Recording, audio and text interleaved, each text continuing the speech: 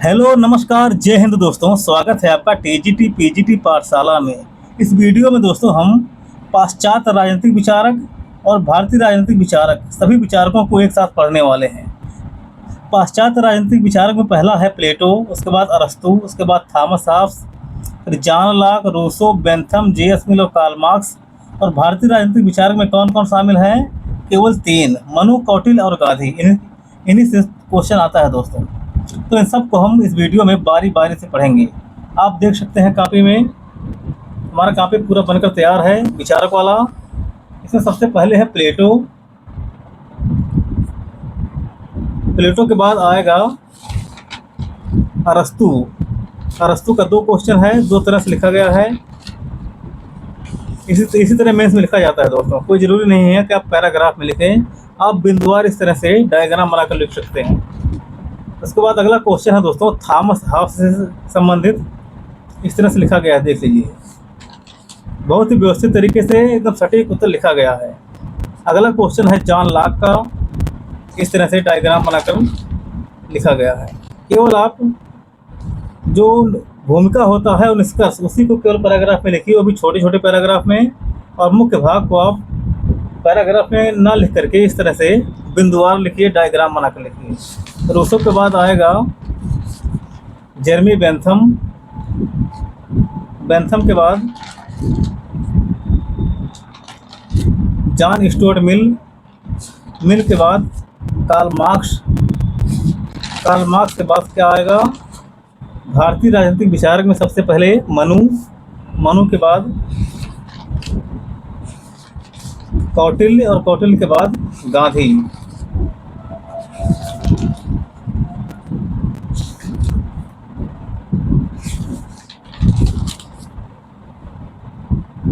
आप देख सकते हैं कितना व्यवस्थित तरीके से उत्तर लिखा गया है। तो एक एक करके सारे राजनीतिक विचारकों को हम इसमें पढ़ेंगे दोस्तों।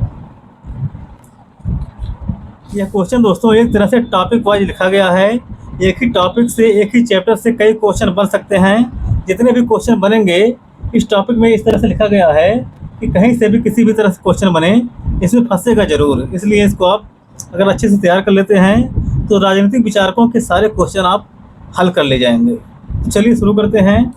पहला क्वेश्चन है प्लेटो का। क्वेश्चन है दोस्तों कि प्लेटो के राज सिद्धांत की चर्चा कीजिए। सबसे पहले आप क्वेश्चन को पढ़ेंगे और यह देखेंगे कि क्वेश्चन में क्या क्या पूछा गया है, क्या लिखना है, क्या छोड़ना है।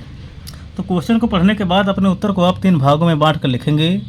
सबसे पहले एक छोटी सी भूमिका लिखेंगे, उसके बाद क्वेश्चन का मुख्य भाग, उसके बाद लास्ट में क्या लिखेंगे? निष्कर्ष।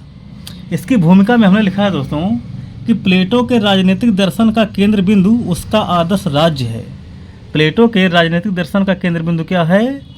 आदर्श राज्य। प्लेटो एक आदर्श राज्य की स्थापना करना चाहता है, जिसका विस्तृत वर्णन उसने अपनी कालजयी रचना द रिपब्लिक में किया है। प्लेटो की पुस्तक का क्या नाम है? रिपब्लिक। इसी रिपब्लिक पुस्तक में प्लेटो ने एक आदर्श राज्य की स्थापना की है, जो प्लेटो के राज सिद्धांत की चर्चा करता है। प्लेटो दोस्तों, प्लेटो राज्य को व्यक्ति का ही विस्तारित रूप मानता है। जिस तरह से व्यक्ति का निर्माण होता है, जिस तरह व्यक्ति में तीन गुण होते हैं, उसी तरह से राज्य के में भी तीन गुण होते हैं, ऐसा प्लेटो ने बताया है।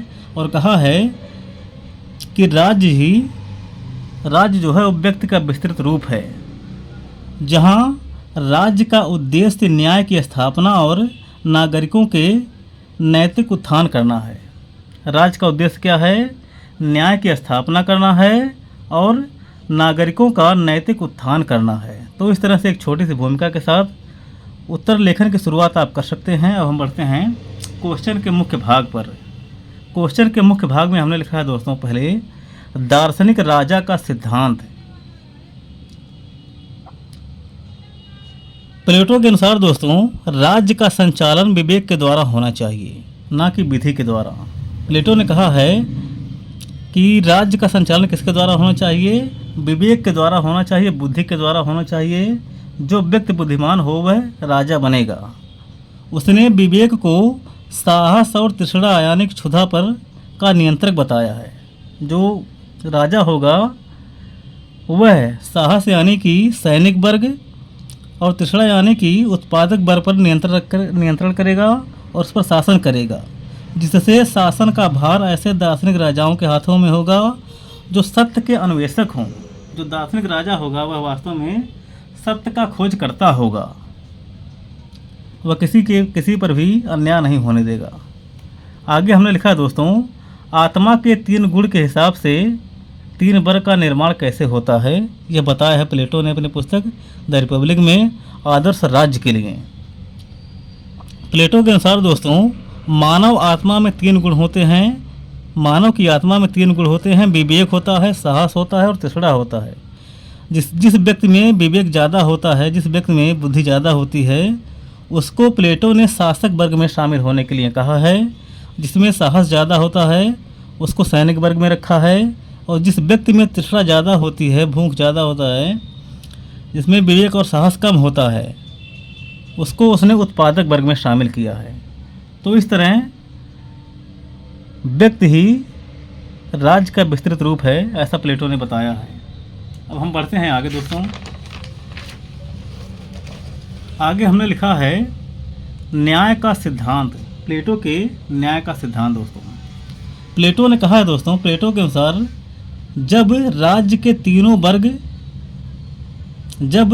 तीनों वर्ग अपने अपने निर्धारित कार्य को करते हैं और एक दूसरे के कार्य में हस्तक्षेप नहीं करते हैं, तो वही न्याय की स्थिति है।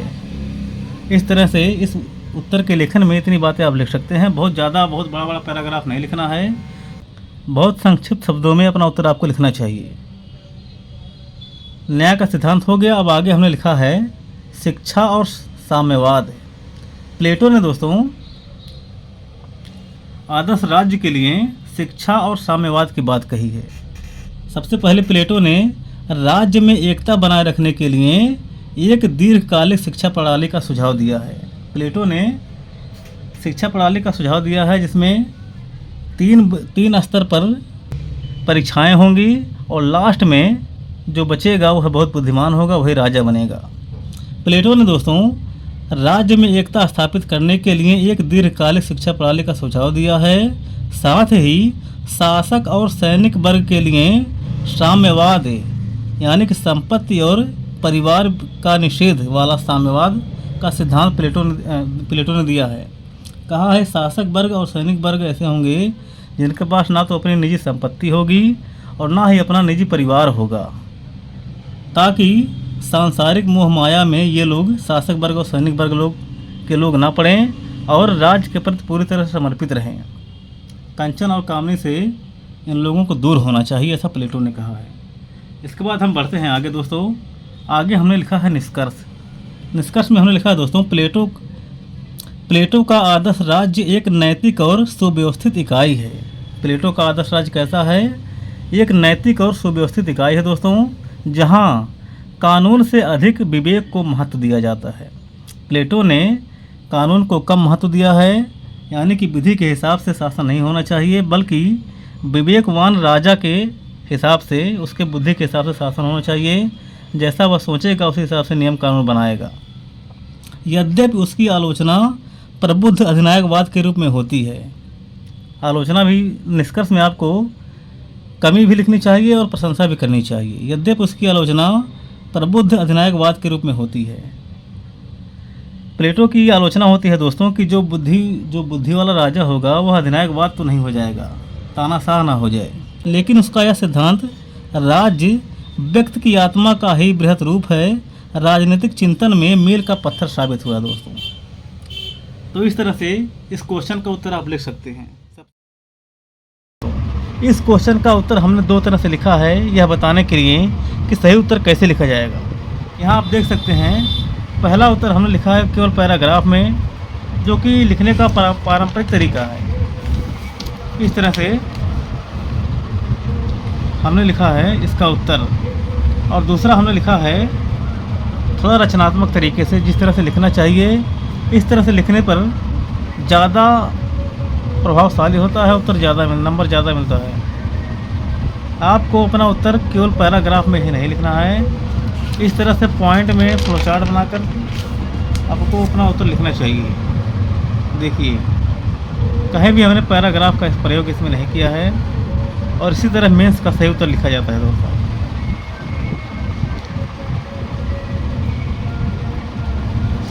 तो चलिए देखते हैं। क्वेश्चन है दोस्तों, अरस्तु के राजनीतिक विचार की विवेचना कीजिए। अरस्तु के राजनीतिक विचार, क्वेश्चन है विचार या दर्शन। क्वेश्चन है दोस्तों, अरस्तु के राजनीतिक दर्शन की विवेचना कीजिए। अरस्तु के राजनीतिक दर्शन की विवेचना कीजिए। तो इसकी भूमिका में हमने लिखा है दोस्तों कि अरस्तु प्राचीन यूनान का महान दार्शनिक तथा राजनीतिक विचारक था। अरस्तु दोस्तों प्राचीन यूनान का एक महान दार्शनिक और राजनीतिक विचारक था। उसकी प्रमुख पुस्तक का क्या नाम था? पॉलिटिक्स था दोस्तों। उसकी प्रमुख पुस्तक जो पॉलिटिक्स है यह दोस्तों राजनीति विज्ञान की आधारशिला मानी जाती है। यह माना जाता है कि यहीं से राजनीति विज्ञान का जन्म हुआ। अरस्तु ने राजनीति विज्ञान का अध्ययन आदर्शवाद के बजाय यथार्थ रूप में किया था। प्लेटो ने अपना दर्शन जो है काल्पनिकता के आधार पर किया था, आदर्शवाद के आधार पर। लेकिन अरस्तु ने आदर्शवाद या काल्पनिकता के बजाय अपना राजनीतिक दर्शन यथार्थवाद के रूप में पर आधारित माना है। तो सबसे पहले आप क्वेश्चन को पढ़ेंगे और यह देखेंगे कि क्वेश्चन की डिमांड क्या है, उसी के अनुरूप आपको अपना उत्तर लिखना है। यहाँ पर क्वेश्चन है, अरस्तु के राजनीतिक दर्शन की विवेचना कीजिए, यानी कि जो जो महत्वपूर्ण की चीज़ें अरस्तु के ने कहा है वह सब इसमें लिखना है। तो दोनों में हमने प्रस्तावना में सेम चीज़ लिखा है। उसके बाद हम बढ़ते हैं आगे। आगे हमने लिखा है दोस्तों, राजनीति विज्ञान का जनक। अरस्तु को दोस्तों राजनीति विज्ञान का क्या माना जाता है? जनक। क्यों माना जाता है वह बताना है। अरस्तु ने दोस्तों राजनीति को नीति शास्त्र से अलग किया था। सबसे पहले क्या किया था?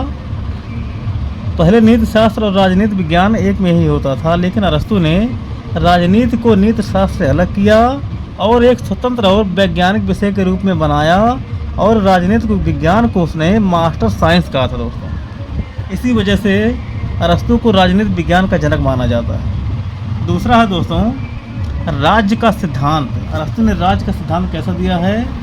अरस्तु ने माना है दोस्तों कि राज्य एक प्राकृतिक संस्था है। राज्य जो है परिवारों तथा गांवों का ऐसा समुदाय है जिसका उद्देश्य पूर्ण और आत्मनिर्भर जीवन की प्राप्ति है। मनुष्य स्वभाव से ही राजनीतिक प्राणी होता है। तो बिना पैराग्राफ के केवल पॉइंट में ही इस तरह से अगर आप उत्तर लिखेंगे तो बहुत ही प्रभावशाली होगा और आपको पूरा नंबर दिया जाएगा। दूसरा दोस्तों राज्य की सर्वोच्चता। अरस्तु ने राज्य की सर्वोच्चता के बारे में क्या कहा है कि राज्य क्या है?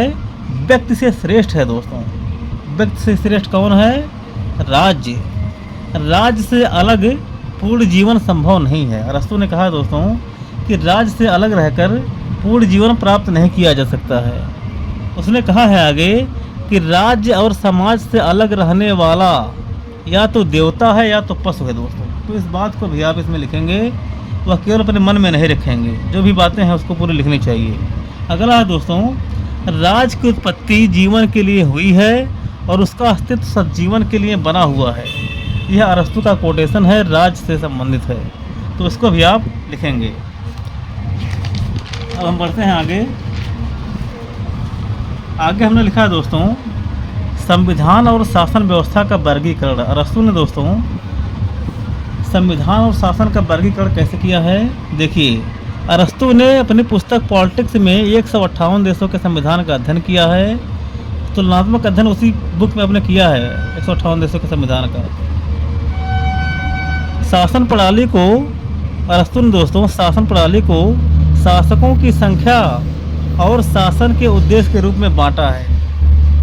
अपने पुस्तक में 158 देशों का तुलनात्मक अध्ययन उसने किया है और उसी में शासन प्रणाली को दो रूप में बांटा है, शासकों की संख्या के हिसाब से और शासन के उद्देश्य के हिसाब से। शासन का उद्देश्य क्या होना चाहिए? उसने माना है दोस्तों कि शासन का उद्देश्य सार्वजनिक कल्याण तथा नागरिकों का नैतिक विकास करना होना चाहिए। शासन का उद्देश्य क्या होना चाहिए? सार्वजनिक कल्याण होना चाहिए और नागरिकों का नैतिक विकास करना होना चाहिए दोस्तों। उसने संविधान या शासन व्यवस्था को 6 रूप में बांटा है, 3 शुद्ध रूप में और 3 विकृत रूप में। शुद्ध रूप में उसने राजतंत्र, कुलीन तंत्र तथा पॉलिटी को माना है, और विकृत शासन के रूप में उसने निरंकुश तंत्र, धनिक तंत्र और लोकतंत्र को माना है। तो इन 6 प्रकार में उसने शासन और संविधान का वर्गीकरण किया है दोस्तों। इस तरह से आप इसको लिख सकते हैं। जो पारंपरिक तरीका लिखने का है वह इस तरह से है दोस्तों। इसमें हमने इस तरह से लिखा था कि अरस्तु ने शासन प्रणालियों का वर्गीकरण शासकों की संख्या और जनहित के आधार पर किया था, शुद्ध शासन और विकृत शासन के रूप में। शुद्ध शासन है राजतंत्र और इसका विकृत रूप है निरंकुश तंत्र। शुद्ध शासन है कुलीन तंत्र और इसका विकृत रूप है धनिक तंत्र। शुद्ध शासन है संयत लोकतंत्र यानी कि पॉलिटी, जिसको अरस्तु ने श्रेष्ठ माना है, और इसका विकृत रूप है लोकतंत्र, डेमोक्रेसी दोस्तों। अब हम बढ़ते हैं आगे। हमने लिखा है दोस्तों, श्रेष्ठ शासन क्या होता है, कैसा होता है अरस्तु के अनुसार। अरस्तु ने कहा है दोस्तों, कानून का शासन ही सर्वश्रेष्ठ शासन है। पॉलिटी जो है, उसने पॉलिटी को व्यवहारिक रूप से सर्वश्रेष्ठ शासन माना है। पॉलिटी मतलब कानून का शासन, यह मध्यम वर्ग की प्रधानता होती है दोस्तों। अरस्तु ने कहा है कि 3 तरह के लोग होते हैं, एक गरीब लोग, एक मध्यम वर्ग, एक उच्च लोग। अगर मध्यम वर्ग के लोग शासन करेंगे तो उस पर निम्न वर्ग के लोग और उच्च वर्ग के लोग दोनों लोग शासन करेंगे, और निम्न वर्ग और मध्यम वर्ग का जो है, मध्यम वर्ग के लोग पॉलिटी के हिसाब से शासन करेंगे। यही सर्वश्रेष्ठ शासन होता है दोस्तों। शासक जो है कानून के अधीन है। अरस्तु ने कहा है कि जो शासक होगा वह कानून के अधीन होगा, वह अपने मन से कोई काम नहीं करेगा। अगला है, कानून जो है वह विवेक का प्रतीक है। कानून क्या है? विवेक का प्रतीक माना है दोस्तों। कानून के शासन से क्रांति और अस्थिरता की संभावना कम होती है, ऐसा मानना है अरस्तु का दोस्तों। तो इस तरह से आप अपना उत्तर लिखेंगे। अब हम बढ़ते हैं आगे। हमने लिखा है दोस्तों, क्रांति का सिद्धांत। अरस्तु के राजनीतिक दर्शन में क्रांति का सिद्धांत भी शामिल है। इसमें दोस्तों हमने लिखा है कि राज्य या संविधान में होने वाला कोई भी छोटा बड़ा परिवर्तन या संशोधन क्रांति है, ऐसा मानना है किसका? अरस्तु का दोस्तों। अरस्तु ने क्या माना है कि राज्य या संविधान में होने वाला कोई भी छोटा बड़ा परिवर्तन या संशोधन ही क्रांति है।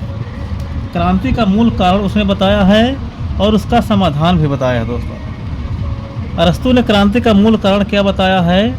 असमानता तथा अन्याय, शासकों की लालच, सत्ता का दुरुपयोग, चुनाव में भ्रष्टाचार, शासक वर्ग में आपसी फूट तथा बाहरी हस्तक्षेप, ये सब है क्रांति का मूल कारण। और इसका समाधान उसने क्या बताया है? कानून द्वारा मध्यम वर्ग का शासन और न्यायपूर्ण व्यवस्था की स्थापना, यह है क्रांति का समाधान। आगे हमने लिखा है दोस्तों, नागरिकता का सिद्धांत। अरस्तु के राजनीतिक दर्शन में नागरिकता का सिद्धांत भी शामिल है, इसको प्रमुखता से लिखना चाहिए। अरस्तु ने दोस्तों राज्य के विधायी और न्यायिक कार्यों में सक्रिय रूप से भाग लेने वाले व्यक्ति को नागरिक माना है। राज्य के विधायी और न्यायिक कार्यों में सक्रिय रूप से भाग लेने वाला नागरिक होता है, ऐसा मानना है अरस्तु का। अरस्तु ने कहा दोस्तों कि राज्य के विधायी और न्यायिक कार्यों में जो सक्रिय रूप से भाग लेते हैं केवल वही लोग नागरिक हैं। उसने दास, महिला, बुजुर्ग, बच्चे और विदेशी को नागरिक नहीं माना है। तो इस तरह से आप लिखेंगे। अब हम बढ़ते हैं निष्कर्ष पर। आपका निष्कर्ष एक पक्षी नहीं होना चाहिए, यह सकारात्मक और नकारात्मक दोनों तरह का होना चाहिए। निष्कर्ष में हमने लिखा है दोस्तों कि अरस्तु का यथार्थवादी दृष्टिकोण राज्य को मानवीय विकास की एक अनिवार्य प्रक्रिया मानता है। अरस्तु का जो यथार्थवादी दृष्टिकोण है वह राज्य को मानवीय विकास की प्रक्रिया मानता है। उसका दर्शन आज भी शासन के संतुलन और नागरिक कर्तव्य के रूप में अत्यंत प्रासंगिक है। तो इस तरह से इसका उत्तर आप लिख सकते हैं। थॉमस हॉब्स के राजनीतिक दर्शन का आलोचनात्मक मूल्यांकन कीजिए। इस क्वेश्चन का सही उत्तर कैसे लिखा जाएगा? सबसे पहले आप दोस्तों क्वेश्चन को पढ़ेंगे और यह देखेंगे कि क्वेश्चन में क्या पूछा गया है, यानी कि क्वेश्चन की डिमांड क्या है। उसके बाद आप अपना उत्तर लिखना शुरू करेंगे। अपने उत्तर को आपको 3 भागों में बांटकर लिखना चाहिए। सबसे पहले क्वेश्चन के लिए एक प्रस्तावना, उसके बाद क्वेश्चन का मुख्य भाग यानी कि जो कुछ पूछा गया है उसको, और लास्ट में क्या लिखेंगे? निष्कर्ष। इसकी भूमिका में हमने लिखा है दोस्तों कि थॉमस हॉब्स 1588 से लेकर के 1679 आधुनिक राजनीतिक दर्शन के जनक माने जाते हैं दोस्तों। उन्होंने अपनी पुस्तक लेवियाथन के माध्यम से निरंकुश संप्रभुता और व्यक्तिवाद का एक अनूठा समन्वय प्रस्तुत किया है दोस्तों। थॉमस हॉब्स की पुस्तक का क्या नाम है? लेवियाथन। इन्होंने अपनी पुस्तक लेवियाथन में निरंकुश संप्रभुता और व्यक्तिवाद का एक अनूठा समन्वय प्रस्तुत किया है। उनका दर्शन राज्य की आवश्यकता और व्यक्ति की सुरक्षा के इर्द गिर्द घूमता है। थॉमस हॉब्स का जो राजनीतिक दर्शन है, राजनीतिक चिंतन है, वह राज्य की आवश्यकता और व्यक्ति की सुरक्षा के इर्द गिर्द घूमता है दोस्तों। इसका मतलब क्या है? इसका मतलब है दोस्तों अराजकता की स्थिति में राज्य के लिए क्या जरूरी है और व्यक्ति की सुरक्षा के लिए क्या जरूरी है, वह सब थॉमस हॉब्स के राजनीतिक दर्शन का केंद्र बिंदु है। तो इस तरह एक छोटी सी भूमिका के साथ उत्तर लेखन का काम आप शुरू कर सकते हैं। अब हम बढ़ते हैं आगे क्वेश्चन के मुख्य भाग पर दोस्तों।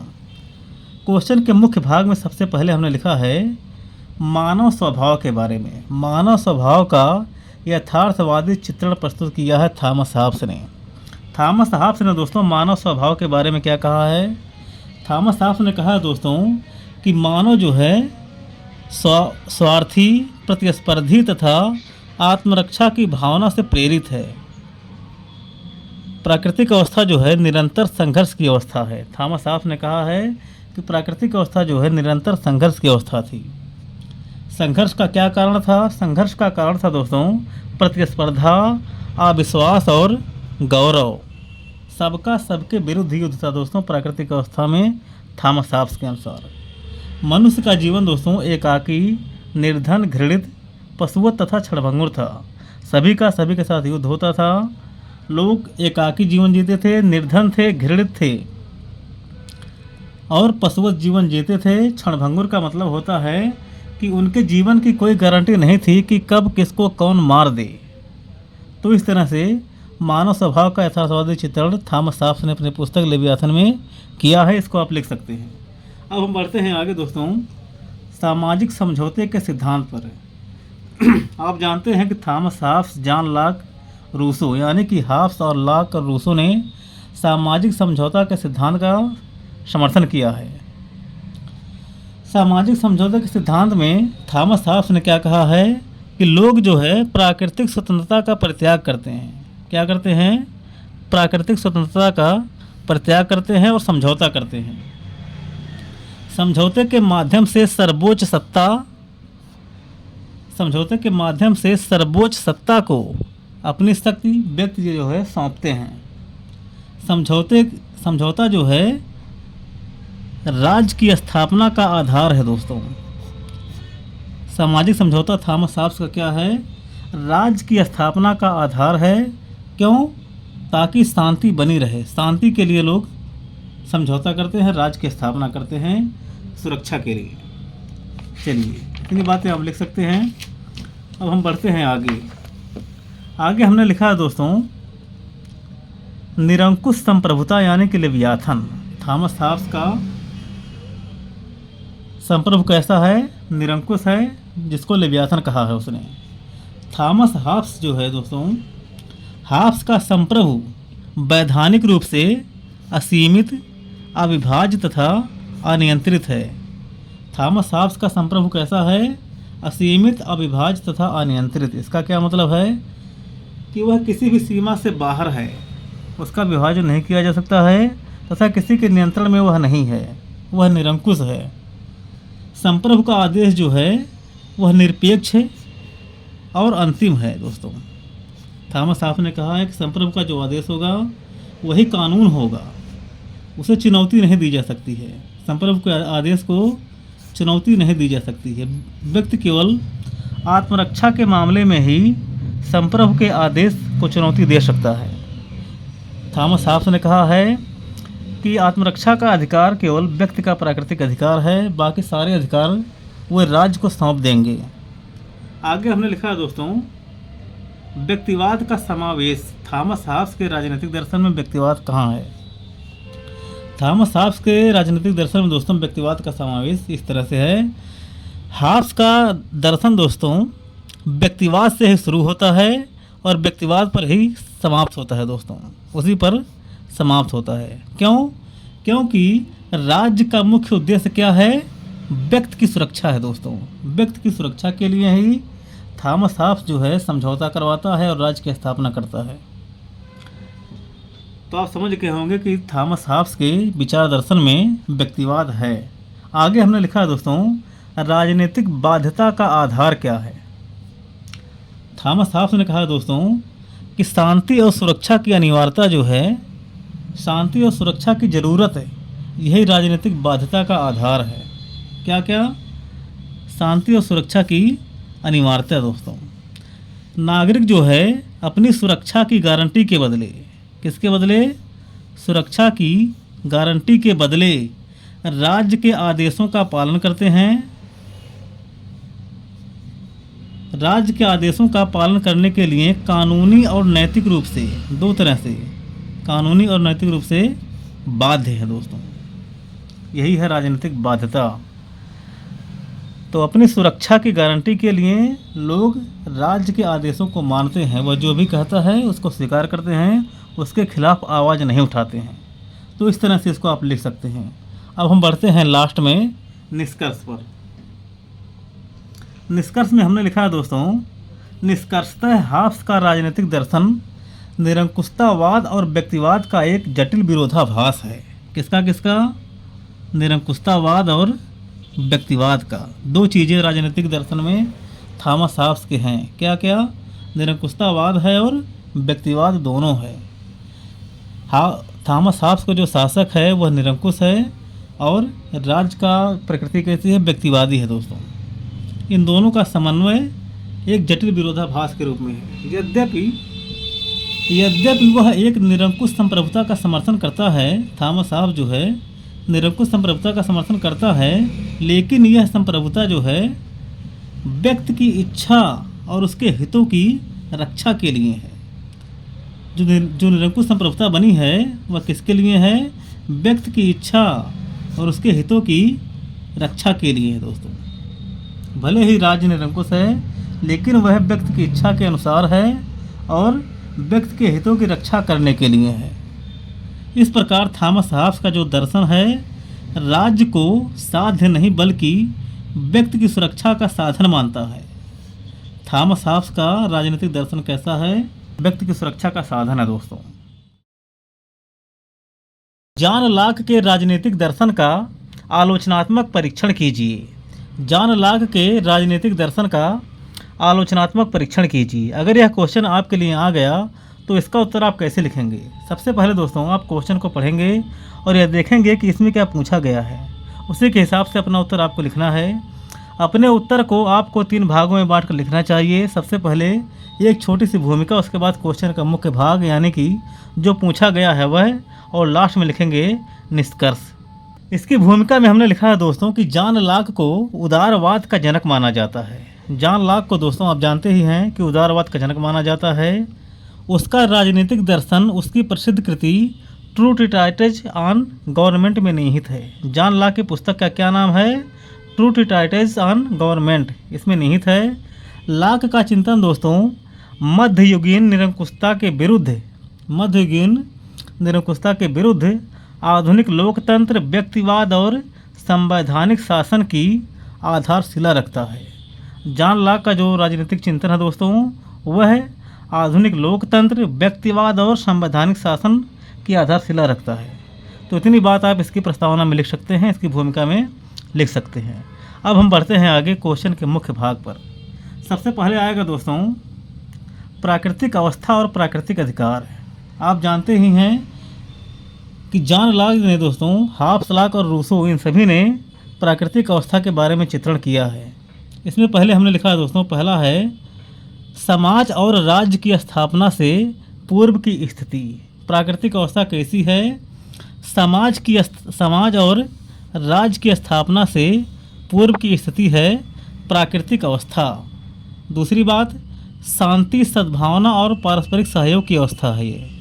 जॉन लॉक के अनुसार दोस्तों प्राकृतिक अवस्था में शांति, सद्भावना और पारस्परिक सहयोग व्यक्तियों में था, जबकि हाब्स ने कहा है कि व्यक्ति झगड़ालू थे। अगला है दोस्तों प्राकृतिक अधिकार। प्राकृतिक अधिकार कितने हैं?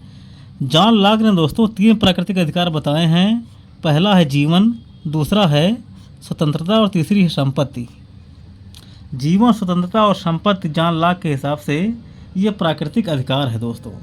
अब हम बढ़ते हैं आगे सामाजिक समझौता सिद्धांत पर। आप जानते ही हैं कि हाब्स, लॉक और रूसो सामाजिक समझौतावादी विचारक हैं।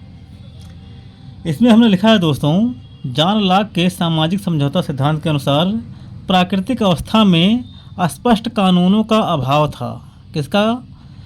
स्पष्ट कानूनों का अभाव प्राकृतिक अवस्था में था और साथ ही निष्पक्ष न्यायाधीश की कमी थी दोस्तों।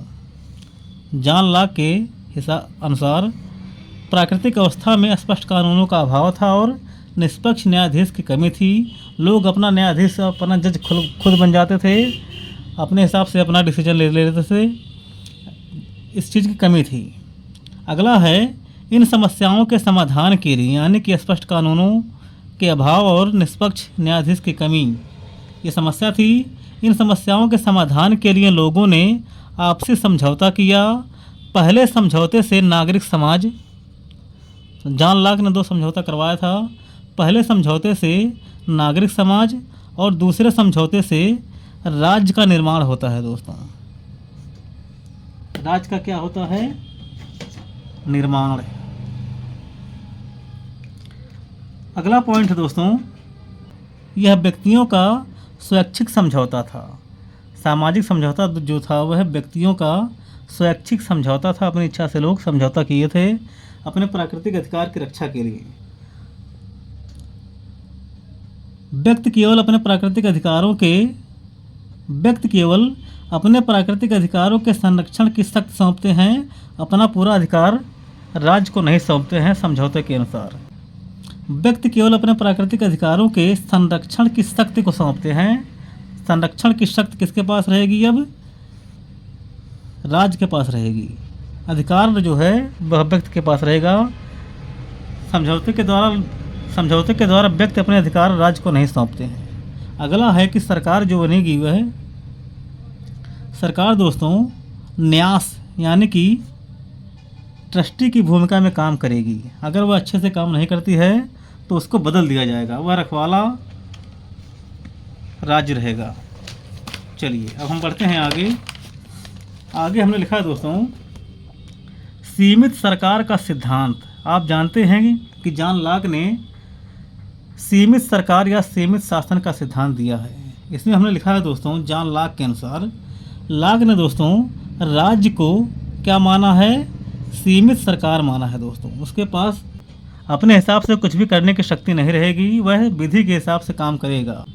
शासन का अस्तित्व केवल जन कल्याण के लिए है। शासन का अस्तित्व किसके लिए है दोस्तों? शासन का अस्तित्व केवल जन कल्याण के लिए है। शासन का अस्तित्व कब तक रहेगा? जब तक वह जन कल्याण का काम करता रहेगा। अगला है यदि सरकार अपने कर्तव्यों का पालन करने में विफल रहती है। यदि सरकार अपने कर्तव्यों का पालन करने में विफल रहती है या नागरिकों के प्राकृतिक अधिकारों का अतिक्रमण करती है तो लॉक ने जनता को विद्रोह करने का अधिकार दिया है, जो कि आधुनिक लोकतंत्र में सरकार की जवाबदेही का आधार बना है। विद्रोह का जो अधिकार था वह जॉन लॉक का बहुत बड़ा डिसीजन था। इसी ने ही लोकतंत्र की स्थापना करी थी। इतनी बातें आप लिख सकते हैं। आगे है दोस्तों आलोचनात्मक परीक्षण करना है। अनिच्छुक लोकतंत्रवादी, इसकी आलोचना में आप लिख सकते हैं अनिच्छुक लोकतंत्रवादी, मतलब आधे मन से वह लोकतंत्र की स्थापना करता है। इसमें दोस्तों हमने लिखा है कि केवल संपत्तिधारियों को, यानी कि जिसके पास संपत्ति है केवल उसी को ही मताधिकार देने का समर्थन जॉन लॉक ने किया है। इसी की वजह से उसको अनिच्छुक लोकतंत्रवादी कहा जाता है। अगला है, मैकफरसन ने कहा था कि लाक का दर्शन केवल धनी वर्ग के हितों और निजी संपत्ति की रक्षा पर केंद्रित है। अगला है, उसका सामाजिक समझौता ऐतिहासिक तथ्यों के बजाय काल्पनिक अवधारणा पर आधारित है, इसलिए भी उसकी आलोचना होती है। ऐतिहासिक तथ्यों के बजाय किस पर आधारित है? काल्पनिकता की अवधारणा पर आधारित है, इसीलिए भी इसका आलोचना किया जा सकता है। अब हम बढ़ते हैं लास्ट में निष्कर्ष पर। निष्कर्ष में हमने लिखा है दोस्तों कि इन आलोचनाओं के बावजूद लाक का योगदान अद्वितीय है दोस्तों। उसने निरंकुश राजतंत्र को चुनौती देकर विधि के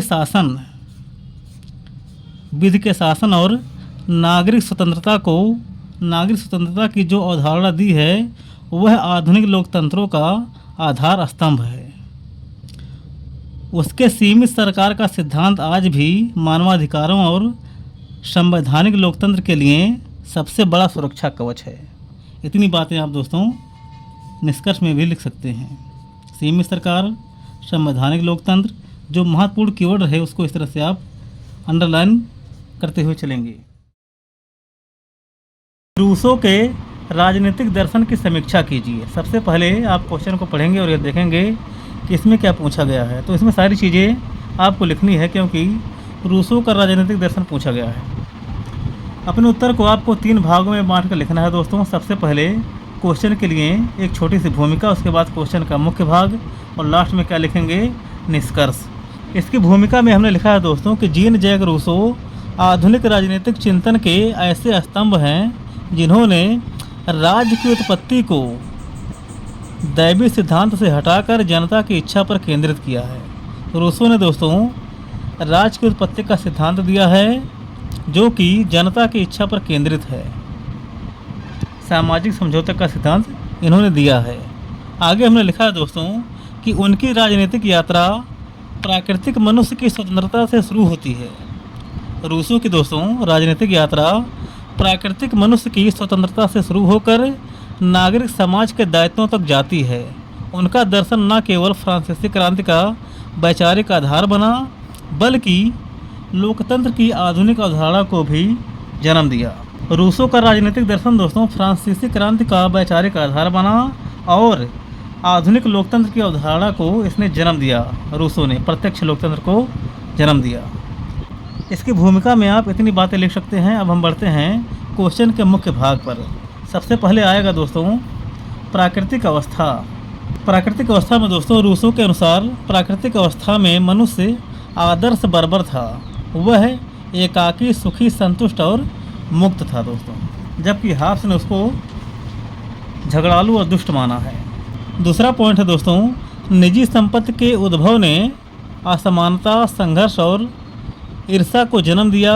यहीं से मनुष्य की स्वतंत्रता जंजीरों में जकड़ गई। आप जानते ही हैं कि रूसो का एक महत्वपूर्ण कथन है कि मनुष्य स्वतंत्र पैदा होता है लेकिन वह सर्वत्र जंजीरों में जकड़ा हुआ है।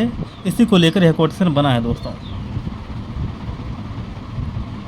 प्राकृतिक अवस्था में दोस्तों मनुष्य स्वतंत्र था, एकाकी, सुखी, संतुष्ट और मुक्त था, लेकिन निजी संपत्ति के उद्भव से, जब से निजी संपत्ति का उद्भव हुआ, उसकी वजह से असमानता, संघर्ष और ईर्ष्या को जन्म दिया निजी संपत्ति ने। यहीं से मनुष्य की स्वतंत्रता जो है जंजीरों में जकड़ गई। इतनी बातें आप प्राकृतिक अवस्था के बारे में लिख सकते हैं। अब हम बढ़ते हैं आगे सामाजिक समझौता के सिद्धांत पर। आप जानते ही हैं कि हाब्स, लाक और रूसो सामाजिक संविदावादी विचारक हैं। इसमें हमने लिखा है दोस्तों कि अव्यवस्था और असमानता से छुटकारा पाने के लिए मनुष्यों ने एक समझौते की आवश्यकता महसूस की। अव्यवस्था और असमानता से प्राकृतिक अवस्था में जिससे छुटकारा पाने के लिए लोगों ने सोचा कि चलो समझौता किया जाए। रूसो का समझौता जो है हाब्स की तरह आत्मसमर्पण नहीं है। रूसो का समझौता हाब्स की तरह आत्मसमर्पण वाला नहीं है और न ही लाक की तरह न्यास के रूप में है। यह है प्रत्येक व्यक्ति का पूर्ण समर्पण समाज के प्रति है। रूसो का जो समझौता है, सामाजिक समझौता, वह है प्रत्येक व्यक्ति के द्वारा पूर्ण खुद को समाज के प्रति पूरी तरह से समर्पित कर दिया जाता है।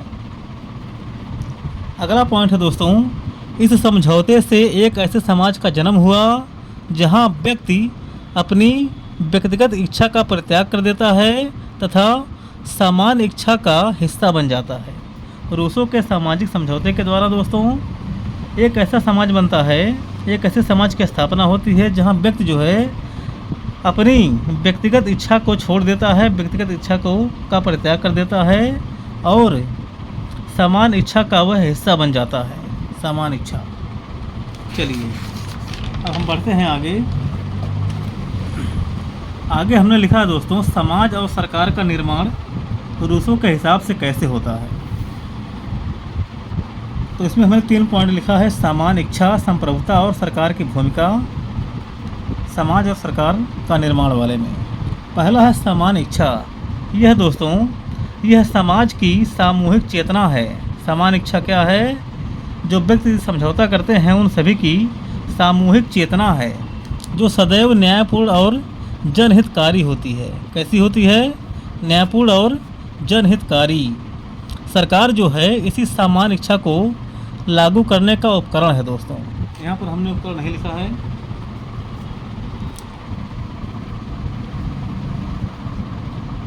सरकार क्या है? समान इच्छा को लागू करने का उपकरण है। चूँकि रूसो ने प्रत्यक्ष लोकतंत्र की स्थापना की थी जहाँ पर व्यक्ति खुद कानून बनाते हैं और सरकार जो है कानून को लागू करती है। यह है समान इच्छा। दूसरा है संप्रभुता। संप्रभुता दोस्तों रूसो के अनुसार संप्रभुता जनता में निवास करती है जिसे हस्तांतरित नहीं किया जा सकता है। तीसरा है सरकार की भूमिका। रूसो के अनुसार दोस्तों राज्य और सरकार अलग है। समाज यानी कि संप्रभुता, समाज यानी कि संप्रभु स्वयं कानून बनाता है। समाज जो है वही संप्रभु है और वही जो है समाज यानी कि संप्रभु है वही कानून बनाता है। यह प्रत्यक्ष लोकतंत्र का उदाहरण है। जबकि सरकार केवल कानून का पालन कराने वाली एक कार्यपालिका है। कानून बनाने का काम संप्रभु यानी कि समाज करता है, समान इच्छा करता है। यह प्रत्यक्ष लोकतंत्र का एक उदाहरण है। सरकार का काम केवल है कार्यपालिका के रूप में काम करना, कानून का पालन कराना, उसको लागू कराना। नोट में हमने लिखा है दोस्तों, नोट, यदि सरकार जो है जनता यानी कि समान इच्छा के विरुद्ध कार्य करती है तो जनता उसे हटाने का पूर्ण अधिकार रखती है।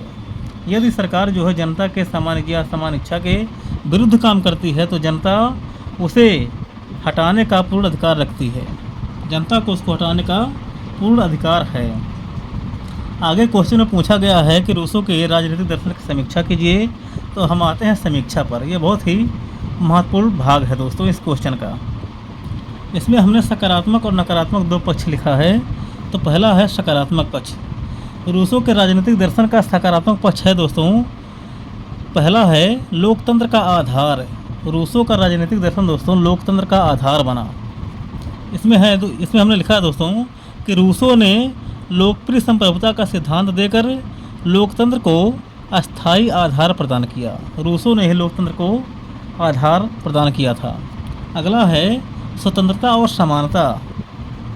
उसने स्पष्ट किया कि सच्ची स्वतंत्रता जो है कानून के शासन में ही संभव है और स्वतंत्रता के लिए आर्थिक समानता अनिवार्य है। जो व्यक्ति स्वतंत्र नहीं है उसको स्वतंत्र होने के लिए बाध्य किया जाएगा। यह कोटेशन इसी से संबंधित है। अगला है जन भागीदारी। जन भागीदारी में हमने लिखा है दोस्तों कि उसके प्रत्यक्ष लोकतंत्र का आग्रह नागरिकों की सक्रिय भागीदारी को अनिवार्य बनाता है। रूसो के राजनीतिक दर्शन में 3 बातें आपने देखी। पहला है उसका दर्शन जो है लोकतंत्र का आधार बना। तीसरा है स्वतंत्रता और समानता जो है जरूरी है, राज्य में रहकर ही संभव है और जन भागीदारी की शुरुआत हुई। तो इतनी बातें आप लिख सकते हैं। अब हम बढ़ते हैं आगे आलोचना वाले भाग पर। समीक्षा में आलोचनात्मक समीक्षा भी करना है। अगर पूछ लिया जाए कि रूसो के राजनीतिक दर्शन का आलोचनात्मक परीक्षण कीजिए तो इसको भी आप वहाँ पर लिख सकते हैं। आलोचना में हमने लिखा है दोस्तों सर्वाधिकारवाद का भय और व्यवहारिक कठिनाई और अस्पष्टता। सर्वाधिकारवाद का भय का मतलब क्या है? आलोचकों का तर्क है दोस्तों कि सामान्य इच्छा को समझने का एकाधिकार किसे है। इसे तानाशाही के औचित्य के रूप में भी इस्तेमाल किया जा सकता है। सब कुछ राज्य में ही निहित है। इसको आलोचक मानते हैं कि यह सर्वाधिकार को बढ़ावा दे सकता है। अगला है व्यवहारिक कठिनाई। आधुनिक विशाल जनसंख्या वाले राज्यों में दोस्तों रूसों का जो प्रत्यक्ष लोकतंत्र है और समान इच्छा का जो सिद्धांत है उसको व्यवहारिक रूप में लाना कठिन है, ऐसा माना जाता है। यह इसकी आलोचना में आप लिख सकते हैं। अगला है अस्पष्टता। समान इच्छा की परिभाषा काफ़ी दार्शनिक और अमूर्त है, जिसे व्यवहारिक राजनीति में लागू करना कठिन है। इतनी बातें आप इसकी आलोचना में लिख सकते हैं। अब हम बढ़ते हैं आगे निष्कर्ष पर। निष्कर्ष भी लिखना जरूरी है, तभी आपका उत्तर पूरा होगा। इसके निष्कर्ष में हमने लिखा है दोस्तों कि रूसों का दर्शन जो है मात्र सिद्धांत नहीं बल्कि लोकतंत्र और जन कल्याण का एक क्रांतिकारी आधार है। यद्यपि उसकी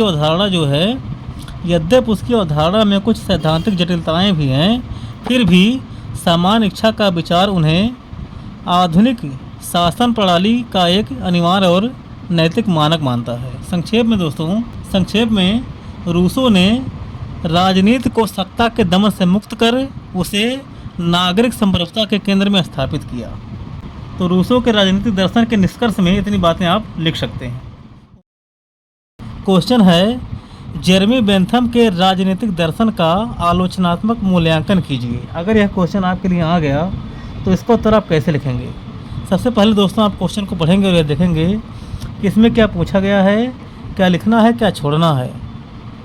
अपने उत्तर को आपको 3 भागों में बांट कर लिखना है। सबसे पहले एक छोटी सी भूमिका, उसके बाद क्वेश्चन का मुख्य भाग और लास्ट में क्या लिखेंगे? निष्कर्ष।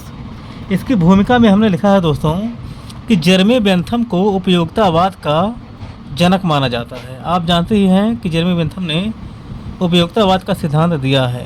तो इतनी बातें पहले आप लिख सकते हैं। उसके बाद आगे आप लिखेंगे कि उनका राजनीतिक दर्शन जो है अधिकतम व्यक्तियों के अधिकतम सुख के सिद्धांत पर आधारित है।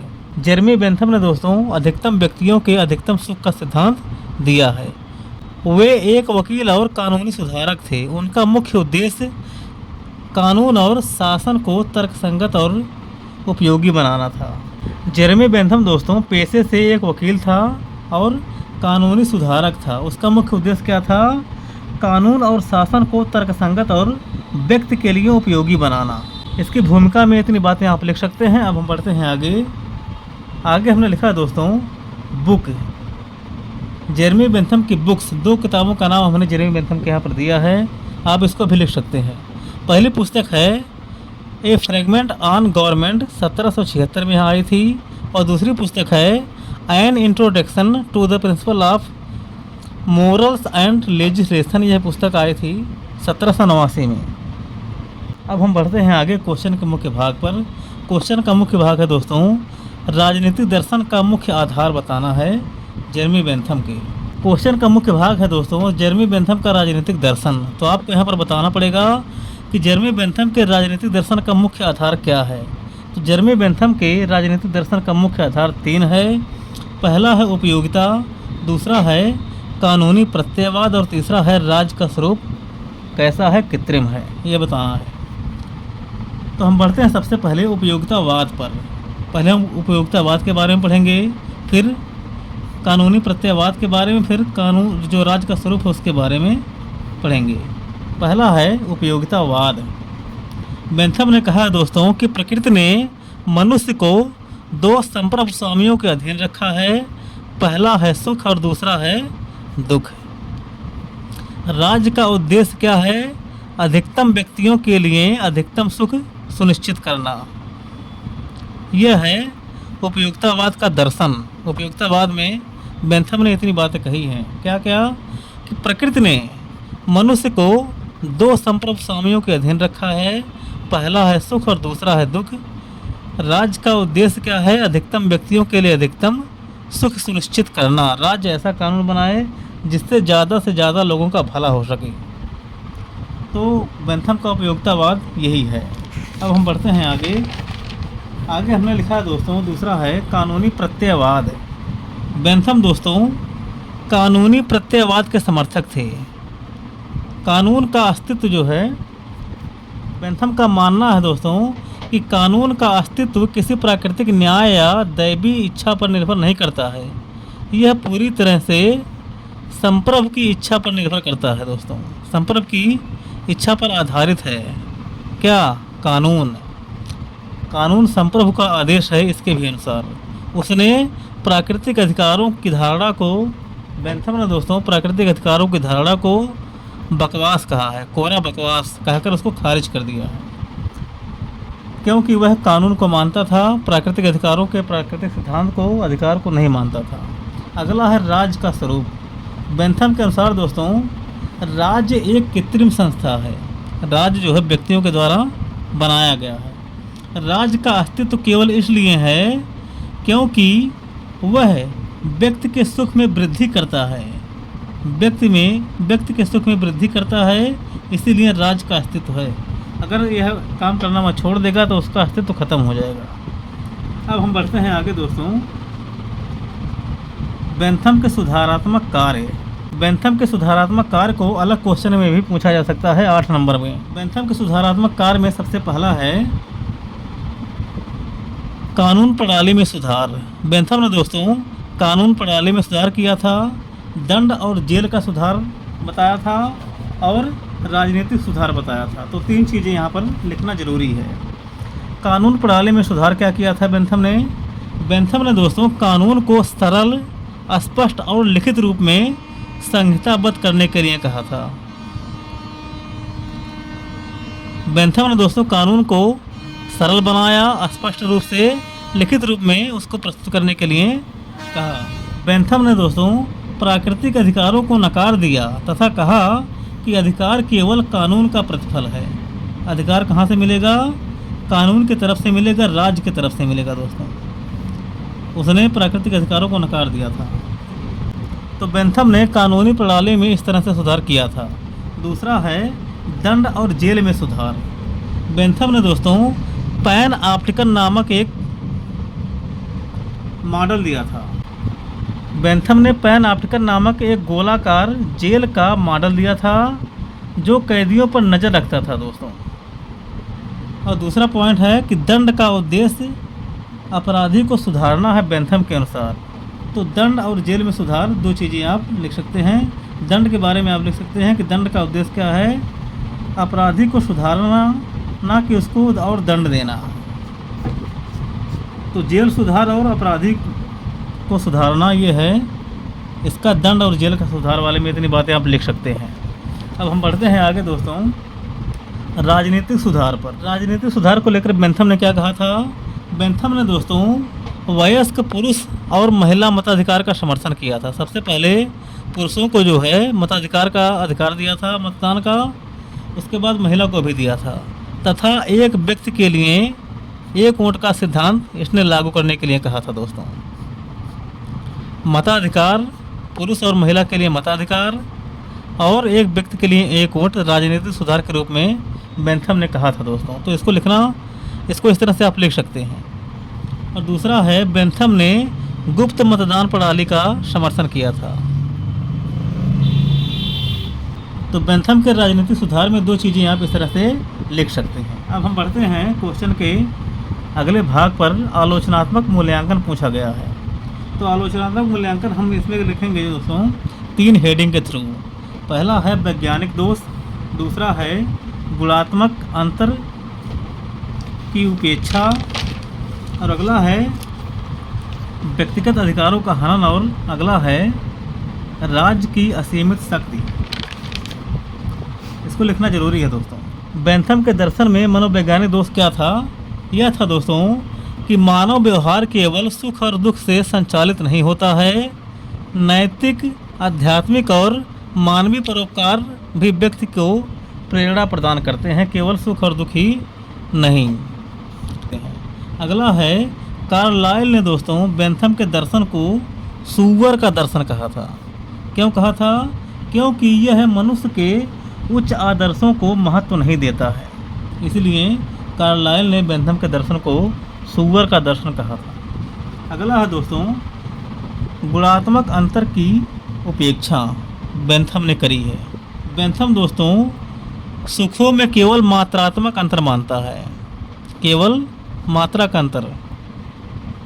उसके लिए पुष्पिन का खेल भी उतना ही अच्छा है जितना कि कविता पाठ करना, यदि दोनों में समान मात्रा में यदि दोनों से समान मात्रा में सुख मिलता हो।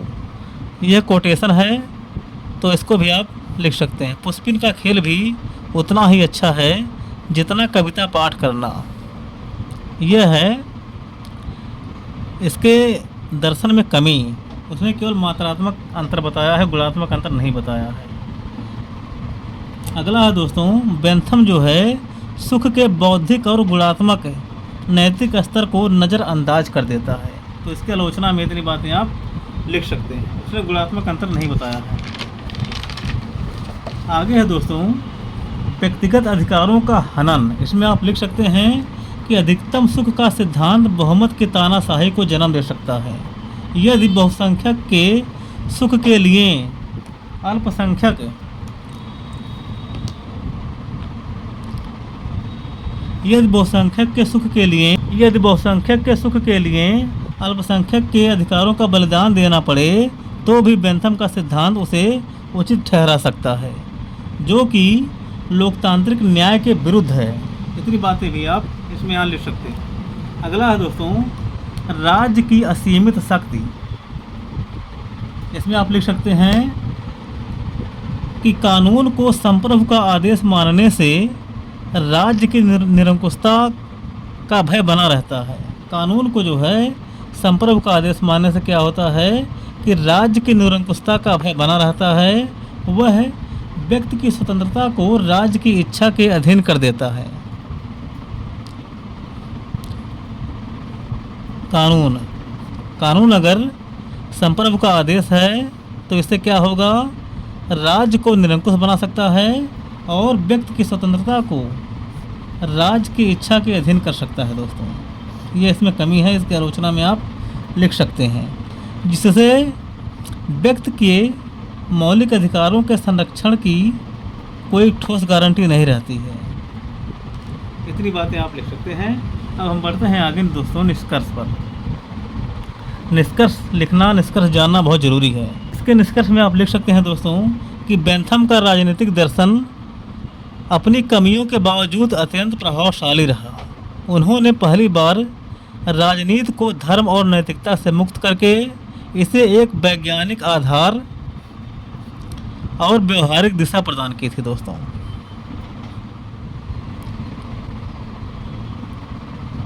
उसकी उपयोगितावादी सोच ने ही बाद में जे.एस. मिल के परिष्कृत दर्शन और आधुनिक लोक कल्याणकारी राज्य की अवधारणा को जन्म दिया। तो इस तरह से दोस्तों इसका उत्तर आप लिख सकते हैं। क्वेश्चन है, जॉन स्टुअर्ट मिल के राजनीतिक दर्शन की विवेचना कीजिए। सबसे पहले आप क्वेश्चन को पढ़ेंगे और यह देखेंगे कि इसमें क्या पूछा गया है, क्या लिखना है, क्या नहीं लिखना है। तो मिल के राजनीतिक दर्शन को इसमें पूरा लिखना है। इसमें हमने पूरा बताया है। अगर उसमें से कोई अलग भी पूछता है, कोई तोड़कर भी पूछता है, तो उसका उत्तर भी आप लिख ले जाएंगे अगर आप पूरा वीडियो देख रहेंगे। तो अपने उत्तर को आपको 3 भागों में बांट कर लिखना है। सबसे पहले एक छोटी सी भूमिका, उसके बाद क्वेश्चन का मुख्य भाग और लास्ट में क्या लिखेंगे, निष्कर्ष। इसकी भूमिका में हमने लिखा है दोस्तों कि जॉन स्टुअर्ट मिल यानी कि जे.एस. मिल 19वीं सदी के महान ब्रिटिश उदारवादी विचारक थे। उन्होंने बेंथम के उपयोगितावाद को संशोधित करके उसे गुणात्मक आधार प्रदान किया था। जे.एस. मिल ने दोस्तों बेंथम के उपयोगितावाद में संशोधन किया था। बेंथम का उपयोगितावाद मात्रात्मक प्रकृति का था, लेकिन मिल ने उसमें संशोधन करके उसे गुणात्मक आधार प्रदान किया। मिल को दोस्तों अंतिम उपयोगितावादी और प्रथम व्यक्तिवादी विचारक माना जाता है। उसने यानी कि मिल ने व्यक्ति की स्वतंत्रता तथा गरिमा को अपने दर्शन का केंद्र बिंदु बनाया। जे.एस. मिल को दोस्तों व्यक्ति की स्वतंत्रता का पैगंबर माना जाता है। तो इतनी बातें आप इसकी भूमिका में लिख सकते हैं। अब हम बढ़ते हैं आगे क्वेश्चन के मुख्य भाग पर।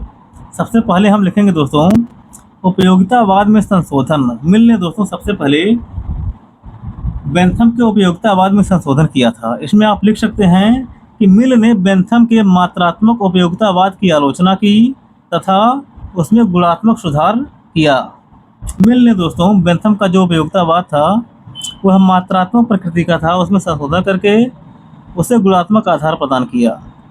उसने बौद्धिक और मानसिक सुखों को उसने बौद्धिक और मानसिक सुख को शारीरिक सुख से उच्च माना। जीएस मिल ने दोस्तों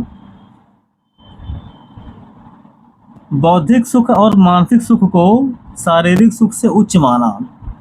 बेंथम ने क्या माना था? बेंथम ने दोस्तों शारीरिक सुख को उच्च माना था। उसने कहा था कि पुष्पिन का खेल भी उतना ही अच्छा है जितना कविता पाठ करना। आगे इसमें एक कोटेशन आप जोड़ सकते हैं।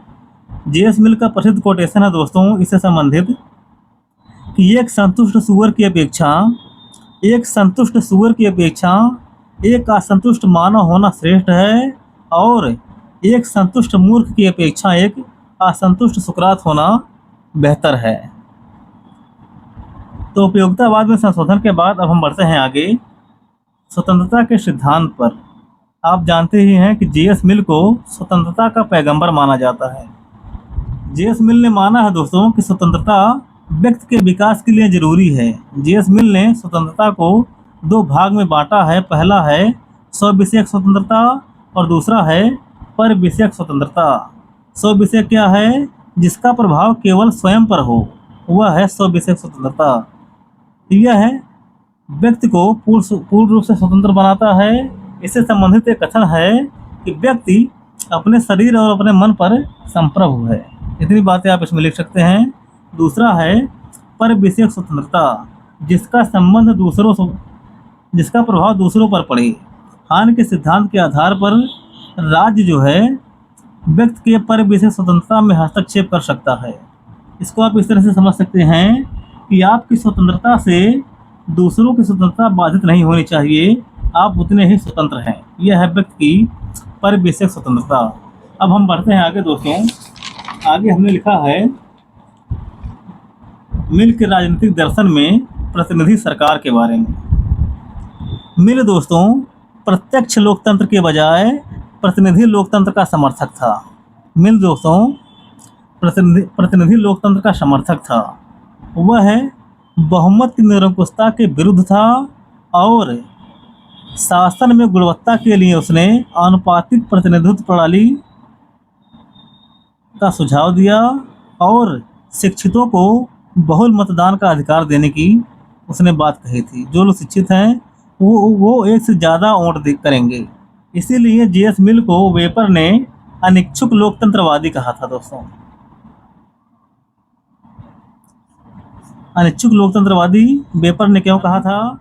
वह सबको बराबर मतदान का अधिकार नहीं देता है। जो लोग शिक्षित हैं उनको भारित मतदान का अधिकार देता है।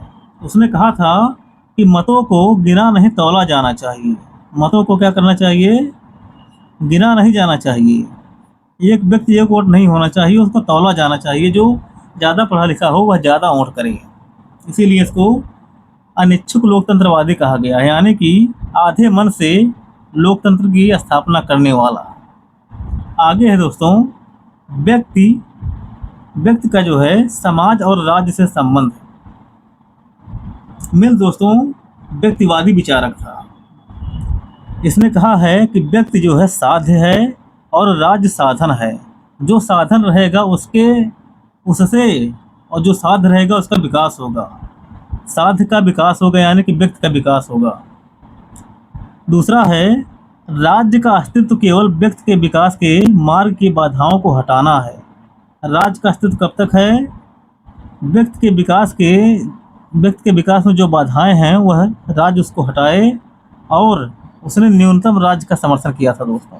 आप जानते हैं कि व्यक्तिवाद के अनुसार न्यूनतम राज्य का समर्थन किया जाता है।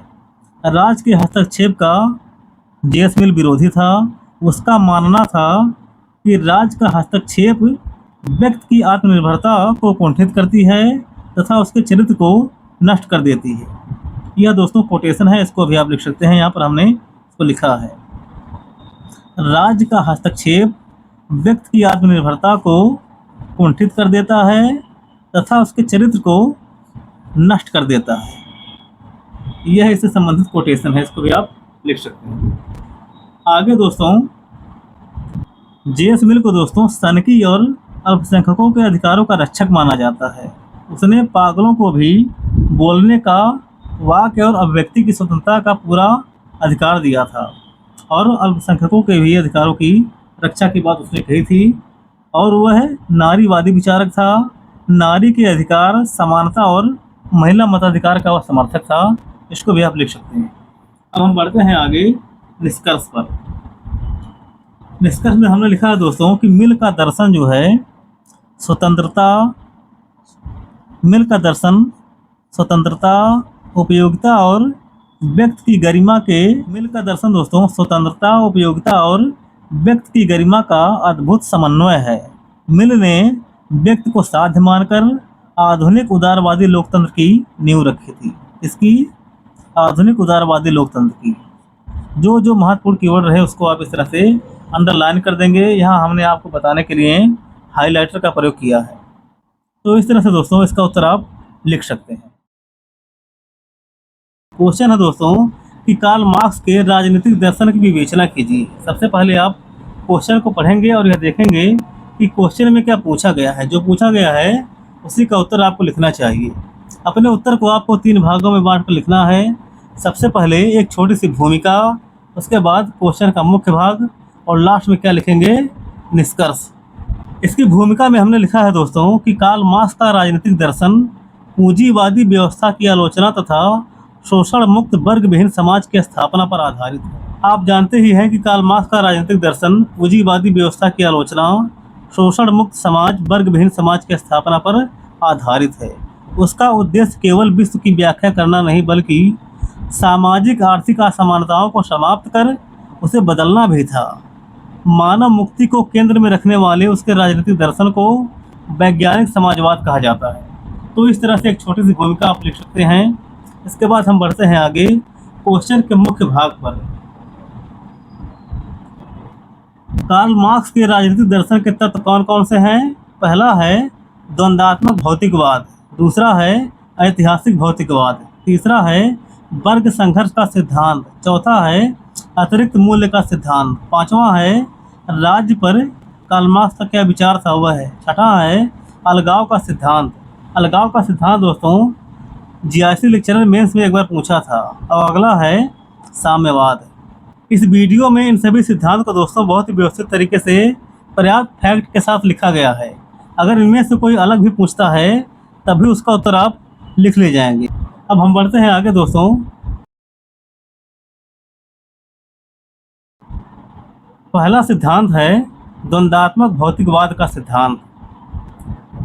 कार्ल मार्क्स ने दोस्तों द्वंद्ववाद का सिद्धांत हीगल से और भौतिकवाद का सिद्धांत फायरबाख से ग्रहण किया था दोस्तों। कार्ल मार्क्स ने बताया है जगत का मूल तत्व क्या है? पदार्थ है दोस्तों। जगत का मूल तत्व पदार्थ है। हीगल ने कहा था कि चेतना है। कार्ल मार्क्स ने कहा दोस्तों कि चेतना सामाजिक अस्तित्व का निर्धारण नहीं करती बल्कि इसके विपरीत सामाजिक अस्तित्व चेतना का निर्धारण करते हैं। हीगल ने क्या कहा था कि चेतना सामाजिक अस्तित्व का निर्धारण करता है और कार्ल मार्क्स ने क्या कहा कि सामाजिक अस्तित्व चेतना का निर्धारण करते हैं। तो इस तरह से कार्ल मार्क्स ने दोस्तों हीगल के सिद्धांत को पलट दिया। अगला है दोस्तों विकास का नियम। कार्ल मार्क्स ने दोस्तों विकास के 3 नियम बताए हैं वाद, प्रतिवाद और संवाद के रूप में, और कहा है कि एक में अपूर्णता आने से क्रांति होती है और अगला आ जाता है। जैसे पहले सामंतवाद था जो कि वाद के रूप में था, इसमें कुछ कमी आई और क्रांति हुआ। उसके बाद पूंजीवाद आया। पूंजीवाद को आप प्रतिवाद मान सकते हैं। जब पूंजीवाद में भी कमी आई तो लोगों ने इसके लिए क्रांति किया और साम्यवाद लाया। साम्यवाद जो है वह संवाद है, वह अंतिम अवस्था है। तो इस तरह से धीरे धीरे परिवर्तन होता है। द्वंद्वात्मक भौतिकवाद के माध्यम से कार्ल मार्क्स ने यह बताया है। अब हम बढ़ते हैं आगे। अगर कार्ल मार्क्स के द्वंद्वात्मक भौतिकवाद के बारे में अलग से भी क्वेश्चन आता है 125 शब्दों में, तो मुख्य भाग में इतनी बातें आप लिख सकते हैं। इसके ऊपर एक छोटी सी भूमिका और नीचे एक छोटा सा निष्कर्ष लिख करके उत्तर को पूरा कर सकते हैं आप। अब हम बढ़ते हैं आगे दोस्तों ऐतिहासिक भौतिकवाद पर कार्ल मार्क्स के। अगला है कार्ल मार्क्स का ऐतिहासिक भौतिकवाद का सिद्धांत।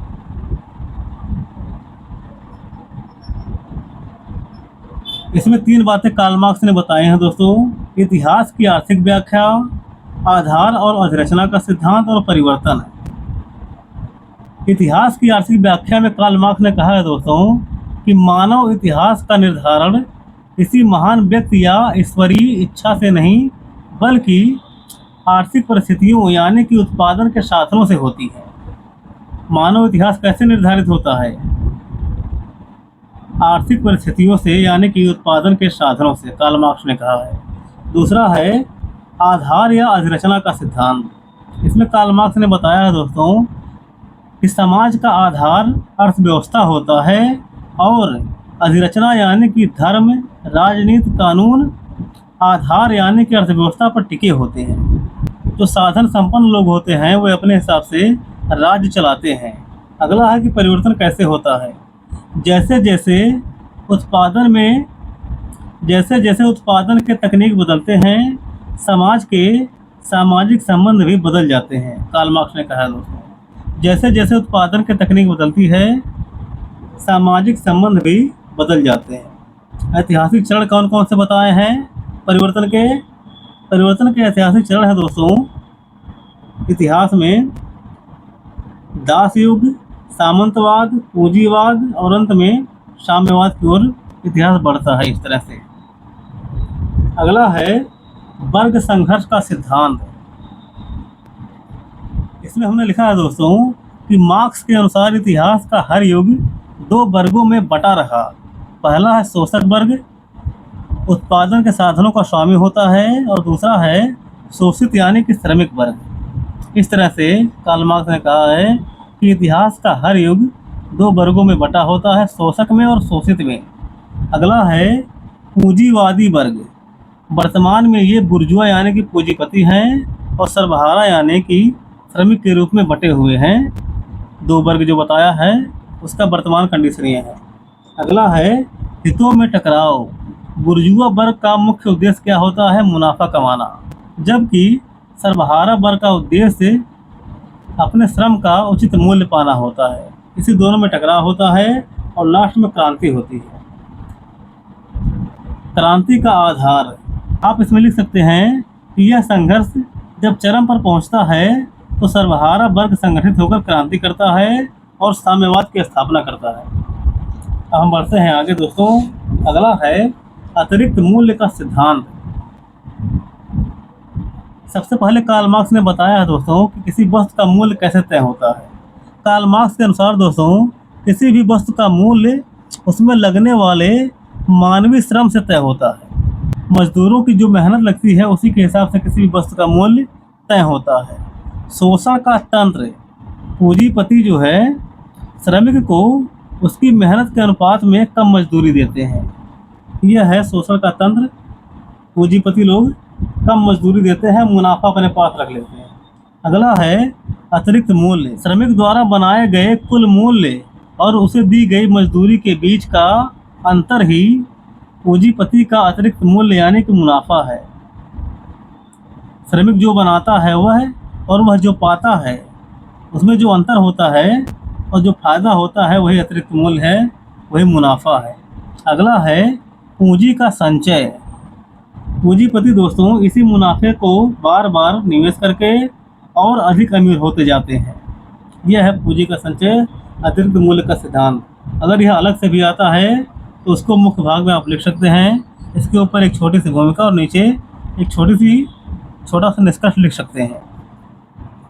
अगला है दोस्तों राज्य पर मार्क्स का दृष्टिकोण है। राज्य के बारे में कार्ल मार्क्स ने क्या कहा था? कार्ल मार्क्स के अनुसार दोस्तों राज्य शोषण का एक यंत्र है जिसे पूंजीपति वर्ग ने अपने फायदे के लिए बनाया है। दमन का साधन क्या है पूंजीपति वर्ग के लिए? राज्य जो है अपने कानूनों, सेना और पुलिस का इस्तेमाल करके श्रमिक वर्ग के आंदोलन को दबाने का काम करती है। संक्रमणकालीन अवस्था राज्य के लिए। क्रांति के बाद दोस्तों सर्वहारा का अधिनायकवाद स्थापित होगा। क्रांति के बाद सर्वहारा का अधिनायकवाद स्थापित होगा जो पुरानी व्यवस्था को पूरी तरह से मिटा देगा। अगला है राज्य का विलोपन है। कार्ल मार्क्स ने कहा है दोस्तों कि अंततः एक ऐसा समाज आएगा जहां वर्ग नहीं होंगे, इसलिए राज्य की आवश्यकता भी खत्म हो जाएगी, अंततः राज्य मुरझा जाएगा। तो यह है मार्क्सवादी दृष्टिकोण का राज्य पर विचार है। अब हम बढ़ते हैं आगे। अगला है दोस्तों अलगाव का सिद्धांत, जो कि जीआईसी में पूछा गया था डायरेक्ट यही। अलगाव के सिद्धांत में दोस्तों कार्ल मार्क्स ने कई तरह के अलगाव की बात करी है, जिसमें प्रमुख है उत्पादन से अलगाव, कार्य से अलगाव, मानवीय अस्तित्व से अलगाव और सामाजिक अलगाव। चलिए इसको देखते हैं कि यह क्या है। पहला है दोस्तों उत्पादन से अलगाव। पूंजीवाद में श्रमिक जिस चीज को बनाता है उस पर उसका कोई नियंत्रण नहीं होता है। वह जो सामान बनाता है वह बाजार के लिए होता है, इस तरह से वह उत्पादन करके भी उससे अलग हो जाता है। अगला है कार्य से अलगाव। श्रमिक का काम उसकी रचनात्मक संतुष्टि नहीं है, बल्कि जीवन बचाने को एक मजबूरी बन जाती है। काम श्रमिक के पास और कोई रास्ता नहीं होता है, वह क्या करे, कहाँ जाए। अगला है दोस्तों मानवीय अस्तित्व। मानवीय अस्तित्व से अलगाव। इसमें कार्ल मार्क्स ने कहा है कि मनुष्य अपनी सृजनशीलता खोकर केवल एक मशीन का पुर्जा बनकर रह जाता है और मानवीय अस्तित्व से अलग हो जाता है, वो कुछ कर नहीं पाता है। अगला है सामाजिक अलगाव। इस प्रक्रिया में मनुष्य दूसरों से और स्वयं से कटकर अकेला पड़ जाता है, दिन भर फैक्ट्री में पड़ा रहता है। तो इस तरह से दोस्तों अलगाव के सिद्धांत को आप समझ सकते हैं, और अगर यह आएगा तो उसको आप लिख सकते हैं। अब हम बढ़ते हैं आगे दोस्तों साम्यवाद पर। इसमें पहला है अंतिम लक्ष्य। अंतिम लक्ष्य क्या है? निजी संपत्ति को समाप्त करना। साम्यवाद दोस्तों समाज की वह सर्वोच्च अवस्था है जहां निजी संपत्ति का पूर्णतः अंत हो जाता है। यह है साम्यवाद। अगला है वर्ग विहीन समाज। साम्यवाद की दशा में दोस्तों ना कोई मालिक होगा और ना ही कोई मजदूर होगा, सब बराबर होंगे और निजी संपत्ति भी नहीं रहेगी। अगला है आवश्यकता पर वितरण। संसाधनों का वितरण दोस्तों योग्यता के बजाय आवश्यकता के आधार पर होगा। हर एक को उसकी आवश्यकता के अनुसार दिया जाएगा जो भी जरूरी होगा। अगला है मानवीय स्वतंत्रता। मनुष्य पूरी तरह स्वतंत्र होकर अपनी रचनात्मक क्षमता का विकास साम्यवाद में कर सकेगा दोस्तों। तो इस तरह से कार्ल मार्क्स ने साम्यवाद को बहुत अच्छा माना है।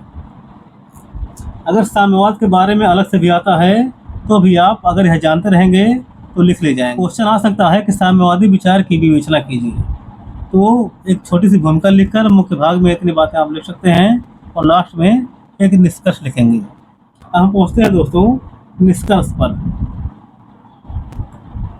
निष्कर्ष दोस्तों हमने बहुत संक्षेप में लिखा है। निष्कर्षतः हम कह सकते हैं कि कार्ल मार्क्स का दर्शन जो है शोषित वर्ग के लिए मुक्ति का वैध पत्र है। न्यायपूर्ण समाज के निर्माण में उसका योगदान आज भी प्रासंगिक है। तो इस तरह से दोस्तों कार्ल मार्क्स के राजनीतिक दर्शन का उत्तर आप लिख सकते हैं।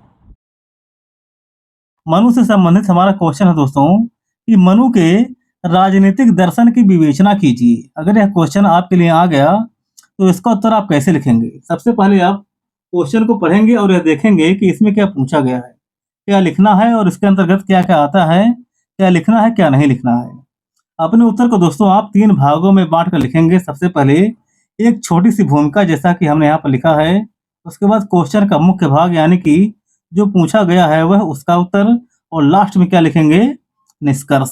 इसकी भूमिका में हमने लिखा है दोस्तों कि मनु, जिन्हें मनुस्मृति का रचयिता माना जाता है, प्राचीन भारतीय राजनीतिक चिंतन में सबसे प्रभावशाली विचारकों में से एक हैं।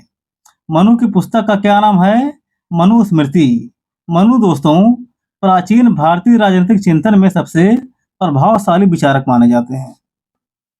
उनका दर्शन तत्कालीन शासन व्यवस्था को प्रतिबिंबित करता है, जो राज्य की स्थिरता, सामाजिक व्यवस्था और मत्स्य न्याय पर केंद्रित है। मनु का दर्शन दोस्तों तत्कालीन शासन व्यवस्था, राज्य की स्थिरता, सामाजिक व्यवस्था और मत्स्य न्याय पर केंद्रित है। इतनी बातें आप भूमिका में लिख सकते हैं। अब हम बढ़ते हैं आगे क्वेश्चन के मुख्य भाग पर। क्वेश्चन का मुख्य भाग यहाँ से शुरू होता है दोस्तों, राज्य की उत्पत्ति से। मनु ने दोस्तों राज्य की उत्पत्ति के दैवी सिद्धांत का समर्थन किया है। सबसे पहले उन्होंने मत्स्य न्याय के बारे में बताया है, अराजकता की स्थिति। मनु ने कहा है दोस्तों कि राज्य की उत्पत्ति का मुख्य कारण अराजकता को समाप्त करना था। उन्होंने इस अराजकता की स्थिति को मत्स्य न्याय कहा है। जैसे तालाब की बड़ी मछली छोटी मछली को खा जाती है, वैसे ही समाज के शक्तिशाली व्यक्ति निर्बलों पर अत्याचार करते हैं। इस दशा को उन्होंने मत्स्य न्याय और अराजकता की स्थिति कहा है। यह क्यों होता है उन्होंने आगे बताया है, कानून का अभाव। कानून का अभाव वह स्थिति जहां कोई दंड विधान नहीं था, समाज में शक्ति ही सत्य है, यह नियम चलता था। इसको समाप्त करने के लिए ईश्वर ने एक राजा चुना जिसमें 8 देवताओं का अंश विद्यमान है। आगे है दोस्तों ईश्वर की भूमिका। इस भयावह स्थिति को समाप्त करने के लिए, यानी कि मत्स्य न्याय और अराजकता की स्थिति को समाप्त करने के लिए ईश्वर ने राजा की रचना की, जो राज्य की उत्पत्ति के दैवी सिद्धांत को दर्शाता है। राजा में इन 8 देवताओं का अंश है। राजा में दोस्तों 8 देवताओं का अंश है जिसको ईश्वर ने बनाया है। 8 देवता कौन हैं? इंद्र, वायु, यम, सूर्य, अग्नि, वरुण, चंद्रमा और कुबेर। इन देवताओं का अंश राजा के अंतर्गत निहित है। अब हम बढ़ते हैं आगे। आगे है दोस्तों सप्तांग सिद्धांत। मनु ने सप्तांग सिद्धांत बताया है, जो राज्य की स्थिरता के लिए बहुत जरूरी है। मनु ने दोस्तों राज्य को 7 अंगों से युक्त माना है, जो राज्य की स्थिरता के लिए आवश्यक है। राज्य के सप्तांग यानी कि 7 अंग कौन कौन से हैं? पहला है स्वामी यानी कि राजा, दूसरा है अमात्य यानी कि मंत्री, तीसरा है पुर यानी कि दुर्ग, चौथा है राष्ट्र यानी कि राज्य जनपद, पांचवा है कोष यानी कि धन, छठा है दंड यानी कि सेना और सातवां है मित्र यानी कि राजा के मित्र राज्य, पड़ोसी राज्य जो मित्रों व्यवहार करते हों। यह राज्य की स्थिरता के लिए बहुत जरूरी है, तो आप इसको इस तरह से लिख सकते हैं। अगला है दोस्तों राजधर्म और राजा के गुण। मनु ने कहा दोस्तों कि राजा का कर्तव्य प्रजा का योगक्षेम करना है, प्रजा का कल्याण करना है। दोस्तों राजा जितेंद्रिय, धर्मपरायण, न्यायप्रिय एवं दंड का समुचित प्रयोग करने वाला होना चाहिए, साहसी होना चाहिए, निर्बल नहीं होना चाहिए। जिसके अंदर ये सब गुण हैं और जो प्रजा के योगक्षेम के लिए काम करता है, वही राजा का गुण है और वही राजधर्म है। फिर अगला है दोस्तों दंड नीति। मनु ने दोस्तों दंड को राज्य का आधार माना है। यहाँ पर दंड का मतलब सजा होता है। दंड ना अधिक कठोर ना अधिक मृदु, बल्कि अपराध के अनुसार होना चाहिए। दंड जो है अपराध के अनुसार व्यक्ति को दिया जाना चाहिए। अगला है दंड का उद्देश्य अनुशासन बनाए रखना तथा अधर्म का विनाश करना होना चाहिए। तो यह है मनु के अनुसार दंड नीति। फिर आगे है दोस्तों सामाजिक व्यवस्था। मनु ने दोस्तों अपनी पुस्तक मनुस्मृति में वर्ण व्यवस्था की स्थापना करी है, चातुर्वर्ण की स्थापना। मनु ने वर्ण व्यवस्था में ब्राह्मण, क्षत्रिय, वैश्य और शूद्र को रखा है, जो समाज की स्थिरता के लिए आवश्यक है। प्रत्येक वर्ण के नियत कर्तव्य हैं और राजा का कार्य यह सुनिश्चित करना है कि सभी अपने स्वधर्म का पालन करें। मनु ने वर्ण व्यवस्था में ब्राह्मण, क्षत्रिय, वैश्य और शूद्र को रखा है, जो समाज की स्थिरता के लिए आवश्यक है। प्रत्येक वर्ण के नियत कर्तव्य हैं और राजा का कार्य यह सुनिश्चित करना है कि सभी अपने स्वधर्म का पालन करें। जिस तरह से प्लेटो ने न्याय सिद्धांत दिया था, उस तरह से मनु का यह वर्ण व्यवस्था है। सभी को अपने अपने वर्ण का निर्धारित काम करना चाहिए, तभी समाज में न्याय की स्थापना होगी, ऐसा मानना है मनु का। अब हम बढ़ते हैं दोस्तों निष्कर्ष पर। निष्कर्ष में हमने लिखा है दोस्तों कि इस प्रकार मनु का राजनीतिक दर्शन धर्मधारिता, संगठित और लोक कल्याणकारी राज्य की स्थापना का प्रतिपादन करता है, जहां राजा धर्म के अधीन रहकर प्रजा के कल्याण के लिए काम करता है। कि इस प्रकार मनु का राजनीतिक दर्शन धर्मधारिता, संगठित और लोक कल्याणकारी राज्य की स्थापना का प्रतिपादन करता है, जहां राजा धर्म के अधीन रहकर प्रजा के कल्याण के लिए काम करता है। राजा दोस्तों धर्म के अधीन रहता है, वह तानाशाह नहीं है, धर्म के हिसाब से प्रजा के कल्याण के लिए काम करता है। तो इस तरह एक अच्छा सा निष्कर्ष आप लिख सकते हैं। क्वेश्चन है दोस्तों, कौटिल्य के राजनीतिक दर्शन की विवेचना कीजिए। सबसे पहले आप क्वेश्चन को पढ़ेंगे और यह देखेंगे कि क्वेश्चन में क्या पूछा है। जो पूछा है उसी का उत्तर आपको लिखना चाहिए। अपने उत्तर को आपको 3 भागों में बांटकर लिखना है। सबसे पहले एक छोटी सी भूमिका जैसा कि हमने यहाँ पर लिखा है, उसके बाद क्वेश्चन का मुख्य भाग यानी कि जो पूछा गया है वह, और लास्ट में क्या लिखेंगे, निष्कर्ष। तो चलिए वीडियो शुरू करते हैं। अगर आपने अभी तक हमारे चैनल को सब्सक्राइब नहीं किया है तो अभी सब्सक्राइब कर लीजिए और वीडियो को लाइक कर दीजिए। हम आपके लिए ऐसे ही उपयोगी वीडियो लाते रहेंगे। इसकी भूमिका में हमने लिखा है दोस्तों कि कौटिल्य को प्राचीन भारतीय राजनीति शास्त्र का जनक माना जाता है। कौटिल्य से ही दोस्तों व्यवस्थित रूप से भारतीय राजनीतिक चिंतन की शुरुआत मानी जाती है, इसलिए कौटिल्य को प्राचीन भारतीय राजनीतिक शास्त्र का क्या माना जाता है, जनक। तक्षशिला से शिक्षित है। कौटिल्य की शिक्षा दीक्षा दोस्तों तक्षशिला विश्वविद्यालय से हुई थी। तक्षशिला से शिक्षित तथा मगध के सम्राट चंद्रगुप्त मौर्य के प्रधान सलाहकार के रूप में उन्होंने अर्थशास्त्र की रचना की। कौटिल्य की पुस्तक का क्या नाम है, अर्थशास्त्र। अर्थशास्त्र पुस्तक दोस्तों राजनीति, प्रशासन, कूटनीति, सैन्य विज्ञान और सामाजिक व्यवस्था का एक विश्वकोश है दोस्तों। इतनी बातें आप इसकी भूमिका में लिख सकते हैं। अब हम बढ़ते हैं आगे क्वेश्चन के मुख्य भाग पर, जो कि है कौटिल्य का राजनीतिक दर्शन। कौटिल्य के राजनीतिक दर्शन में सबसे पहले आप क्या लिखेंगे, राज की उत्पत्ति दोस्तों। कौटिल्य दोस्तों राज की उत्पत्ति को सामाजिक समझौता के सिद्धांत से जोड़ते हैं, जहां अराजकता और मत्स्य न्याय की स्थिति से त्रस्त होकर लोगों ने एक सक्षम व्यक्ति को अपना राजा चुना।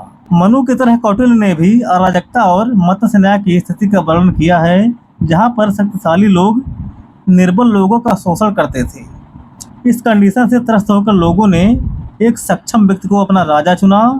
राजा का मूल कर्तव्य क्या है, राजा का मूल धर्म है दोस्तों प्रजा का योगक्षेम, यानी कि प्रजा का कल्याण करना, प्रजा का कल्याण सुनिश्चित करना, जिसके बदले प्रजा जो है अपनी आय का एक निश्चित हिस्सा राजा को कर के रूप में देती है। कौटिल्य का मानना है दोस्तों कि प्रारंभ में अराजकता की स्थिति थी, शक्तिशाली लोग निर्बल लोगों का शोषण करते थे। इस कंडीशन से त्रस्त होकर लोगों ने एक सक्षम व्यक्ति को अपना राजा चुना और राजा का मूल कर्तव्य यह बताया प्रजा का कल्याण करना, जिसके बदले में दोस्तों प्रजा अपनी आय का एक निश्चित हिस्सा राजा को कर के रूप में देती थी। तो राज की उत्पत्ति इस तरह से हुई थी, आप इसको इस तरह से लिख सकते हैं। अब हम बढ़ते हैं आगे है दोस्तों सप्तांग सिद्धांत। मनु की तरह कौटिल्य ने भी सप्तांग सिद्धांत का वर्णन किया है। कौटिल्य का सप्तांग सिद्धांत बहुत ही व्यवस्थित माना जाता है। कौटिल्य को ही राज्य के सप्तांग सिद्धांत का मुख्य प्रतिपादक माना जाता है दोस्तों। कौटिल्य को ही राज्य के सप्तांग सिद्धांत का प्रमुख प्रतिपादक माना जाता है। इसमें हमने लिखा है कि कौटिल्य ने राज्य को 7 अंगों वाला एक सजीव शरीर माना है। ये 7 अंग कौन कौन हैं? पहला है स्वामी, दूसरा है अमात्य, तीसरा है जनपद, चौथा है दुर्ग, 5वां है दंड, 6वां है कोष और 7वां क्या है? मित्र। स्वामी दोस्तों स्वामी ही राजा है, राज्य की धुरी स्वामी है जो सर्वोच्च शक्तिमान है दोस्तों। अगला है अमात्य। अमात्य यानी कि मंत्री। राजा और अमात्य दोनों को कौटिल्य ने रथ का पहिया कहा है, एक के बिना दूसरा नहीं चल सकता है। तीसरा है जनपद यानी कि जनता और भूमि को कौटिल्य ने क्या कहा है? जनपद। चौथा है दुर्ग, राज्य की सुरक्षा के लिए निर्मित किले, किलों को क्या कहा गया है? दुर्ग।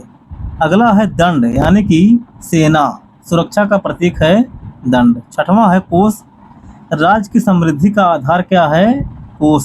और सातवां है मित्र, अंतर्राष्ट्रीय संबंधों विदेशी संबंधों में सहयोगी होते हैं मित्र। तो इस तरह से राज्य के सप्तांग सिद्धांत का वर्णन आप कर सकते हैं। अब हम बढ़ते हैं आगे।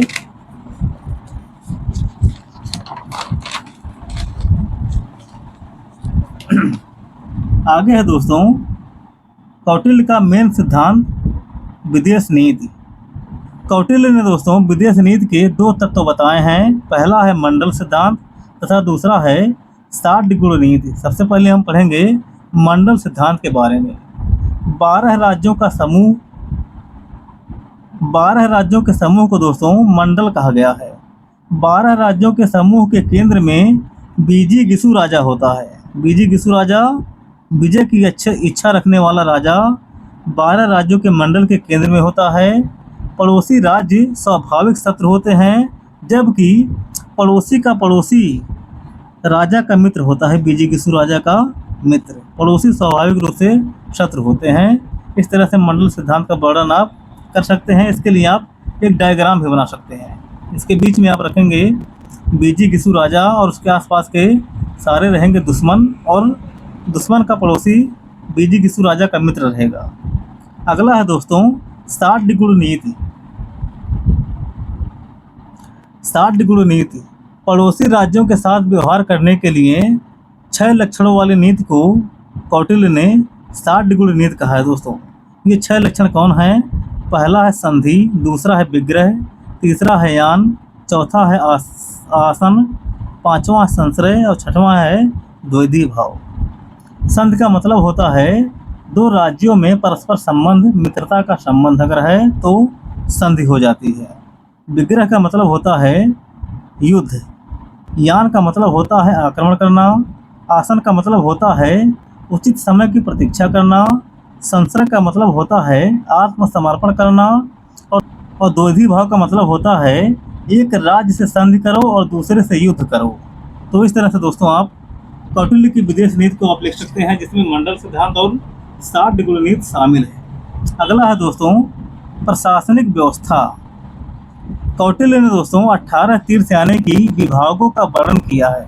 अगर आपको याद है तो आप इसको इस तरह से लिख सकते हैं। यहाँ पर हमने दिया है ब्रैकेट में कौटिल्य द्वारा बताए गए 18 तीर्थ यानी कि विभाग।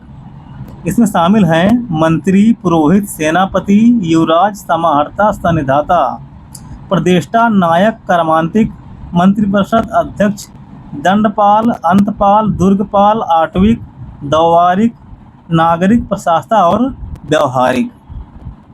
आगे हमने लिखा है दोस्तों कि शासन को सुचारू बनाने के लिए व्यापक गुप्तचर तंत्र की व्यवस्था कौटिल्य ने की है, जो कि राजा की आंखें और कान होते हैं। गुप्तचर जो है राजा की आंख और कान माना गया है गुप्तचर को। आगे हमने लिखा है दोस्तों न्यायालय। कौटिल्य ने दोस्तों 2 तरह के न्यायालयों की बात कही है। पहला है धर्मस्थी न्यायालय, जो कि दीवानी मामलों की देखरेख करता है, और दूसरा है कंटक शोधन यानी कि फौजदारी न्यायालय, मारपीट और झगड़े वाले मामले को यह देखता है। अब हम बढ़ते हैं आगे हमने लिखा है दोस्तों कौटिल्य के राजनीतिक दर्शन में आगे है दंड नीति यानी कि सजा। कौटिल्य ने दंड को राज्य की आत्मा माना है, किंतु इसका प्रयोग न्यायपूर्ण, समयानुकूल और अपराध के अनुपात में होना चाहिए। दंड यानी कि सजा जो है अपराध के अनुपात में होना चाहिए। अगला है दोस्तों आर्थिक विचार। अर्थमूलम राजस्य यानी कि संपत्ति ही राज्य का मूल है। अर्थमूलम राजस्य के सिद्धांत के तहत उसने यानी कि कौटिल्य ने कृषि, व्यापार, खदानों और सिंचाई के प्रबंधन पर जोर दिया है। उनका मानना था दोस्तों कि राजा को कोष भरने के लिए काम करना चाहिए, लेकिन व्यय जो है केवल लोक कल्याण, जन सुविधा और सुरक्षा पर होना चाहिए। राजा को कोष भरने के लिए काम करना चाहिए, जो प्राप्त हुआ है उसे लोक कल्याण, जन सुविधाओं और सुरक्षा पर खर्च करनी चाहिए। अब हम बढ़ते हैं आगे दोस्तों निष्कर्ष पर। बहुत ही व्यवस्थित निष्कर्ष यहाँ पर हमने दिया है। इसमें हमने लिखा है दोस्तों कि कौटिल्य का दर्शन व्यवहारिक यथार्थवाद का उत्कृष्ट उदाहरण है। उनका लक्षण एक ऐसे सशक्त, सुव्यवस्थित और लोक कल्याणकारी राज्य की स्थापना करना था जो न केवल बाहरी शत्रुओं से सुरक्षित हो बल्कि आंतरिक रूप से भी अनुशासित हो। उनका प्रशासनिक और रणनीतिक ज्ञान आज भी आधुनिक राजकाज के लिए अत्यंत प्रासंगिक है। तो इस तरह से दोस्तों एक अच्छा सा उत्तर आप लिख सकते हैं। क्वेश्चन है कि महात्मा गांधी के राजनीतिक दर्शन की विवेचना कीजिए। सबसे पहले दोस्तों आप क्वेश्चन को पढ़ेंगे और ये देखेंगे कि क्वेश्चन में क्या पूछा गया है। जो पूछा गया है उसका उत्तर आपको लिखना चाहिए। अपने मन से कोई भी बात, कोई भी कहानी बनाकर नहीं लिखना है। अपने उत्तर को आपको 3 भागों में बांट कर लिखना है। सबसे पहले एक छोटी सी भूमिका, जैसा कि हमने यहाँ पर लिखा है। उसके बाद क्वेश्चन का मुख्य भाग क्या होता है, जो पूछा गया है वह उसका उत्तर मुख्य भाग होता है। और लास्ट में क्या लिखेंगे, निष्कर्ष। इसकी भूमिका में हमने लिखा है दोस्तों कि महात्मा गांधी का राजनीतिक दर्शन सत्य, अहिंसा और नैतिकता पर आधारित है। महात्मा गांधी का राजनीतिक दर्शन दोस्तों सत्य, अहिंसा और नैतिकता पर आधारित है। उनका लक्ष्य क्या था? उनका लक्ष्य था दोस्तों राम राज्य की स्थापना करके सर्वोदय समाज का निर्माण करना, यानी कि गरीबों का भला करना था। वे राजनीति को धर्म का अंग मानते थे। महात्मा गांधी दोस्तों राजनीति को क्या मानते थे? धर्म का अंग मानते थे और साधन की शुद्धता पर विशेष बल देते थे, यानी कि गलत रास्ते पर चलकर सही परिणाम हासिल नहीं किया जा सकता है। तो इस तरह से एक छोटी सी भूमिका आप लिख सकते हैं। अब हम बढ़ते हैं क्वेश्चन के मुख्य भाग पर, जो कि है महात्मा गांधी का राजनीतिक दर्शन। महात्मा गांधी के राजनीतिक दर्शन में सबसे पहले आप क्या लिखेंगे? सत्य और अहिंसा के बारे में लिखेंगे दोस्तों। यहाँ हमने लिखा है कि गांधी जी के अनुसार दोस्तों सत्य ही ईश्वर है और अहिंसा सत्य की प्राप्ति का सर्वोत्तम साधन है। क्या है? सत्य क्या है? सत्य ही ईश्वर है, ऐसा मानना है गांधी जी का। सत्य ही ईश्वर है और अहिंसा क्या है? अहिंसा दोस्तों सत्य की प्राप्ति का सर्वोत्तम साधन है। सत्य की प्राप्ति का सर्वोत्तम साधन क्या है? अहिंसा। अहिंसा केवल नीति नहीं बल्कि मानवता का परम धर्म है दोस्तों। अहिंसा के बारे में कहा जा रहा है कि अहिंसा केवल एक नीति नहीं बल्कि मानवता का क्या है? परम धर्म है दोस्तों। इस तरह से सत्य और अहिंसा को महात्मा गांधी मानते थे। अगला है दोस्तों स्वराज्य की अवधारणा। महात्मा गांधी ने स्वराज्य के बारे में क्या कहा था? गांधी जी के अनुसार दोस्तों स्वराज्य केवल अंग्रेजों से राजनीतिक स्वतंत्रता नहीं बल्कि आत्मसंयम, आत्मनिर्भरता और नैतिक उन्नति भी है। स्वराज्य का मतलब क्या होता है? केवल अंग्रेजों से आज़ादी नहीं। महात्मा गांधी ने कहा है कि स्वराज्य केवल अंग्रेजों से आज़ादी नहीं बल्कि केवल अंग्रेजों से राजनीतिक स्वतंत्रता नहीं बल्कि आत्मसंयम, आत्मनिर्भरता और नैतिक उन्नति है। स्वराज्य क्या है? आत्मसंयम, आत्मनिर्भरता और नैतिक उन्नति है। इसको कहा है महात्मा गांधी ने स्वराज्य। उनका आदर्श क्या था? राम राज्य था दोस्तों, जहाँ यानी कि राम राज्य में न्याय, समानता और लोक कल्याण की भावना हर व्यक्ति में होनी चाहिए। तो इस तरह से महात्मा गांधी ने स्वराज की अवधारणा में इतनी सारी बातें कही हैं। अगला है दोस्तों ग्राम स्वराज। गांधी जी दोस्तों विकेंद्रित शासन के पक्षधर थे। विकेंद्रित शासन का क्या मतलब होता है? शासन का बंटवारा जो है राज्य स्तर पर और ग्राम स्तर पर, विशेष रूप से ग्राम स्तर पर शासन का बंटवारा होना चाहिए। उनके अनुसार भारत की आत्मा गाँव में बसती है दोस्तों। भारत की आत्मा कहाँ बसती है? गांव में बसती है। ग्राम स्वराज में ग्राम जो है आत्मनिर्भर और स्वशासन की इकाई के रूप में काम करेंगे, ऐसा मानना था महात्मा गांधी का। ग्राम स्वराज के बारे में आप क्या बता सकते हैं कि गांधी जी विकेंद्रित सुशासन के पक्षधर थे। उनके अनुसार भारत की आत्मा गाँव में बसती है और ग्राम स्वराज में ग्राम जो है वह आत्मनिर्भर और सुशासन की इकाई के रूप में काम करेंगे, ऐसा मानते थे गांधी जी। इसके बाद हम बढ़ते हैं आगे दोस्तों। बहुत लंबा लंबा पैराग्राफ आपको नहीं लिखना है, छोटे छोटे पैराग्राफ में पॉइंट में फ्लो चार्ट बनाकर अपना उत्तर आपको लिखना चाहिए दोस्तों। इसमें फ्लो चार्ट भी है, अभी आपको बताया जाएगा आगे। अगला है दोस्तों ट्रस्टीशिप का सिद्धांत।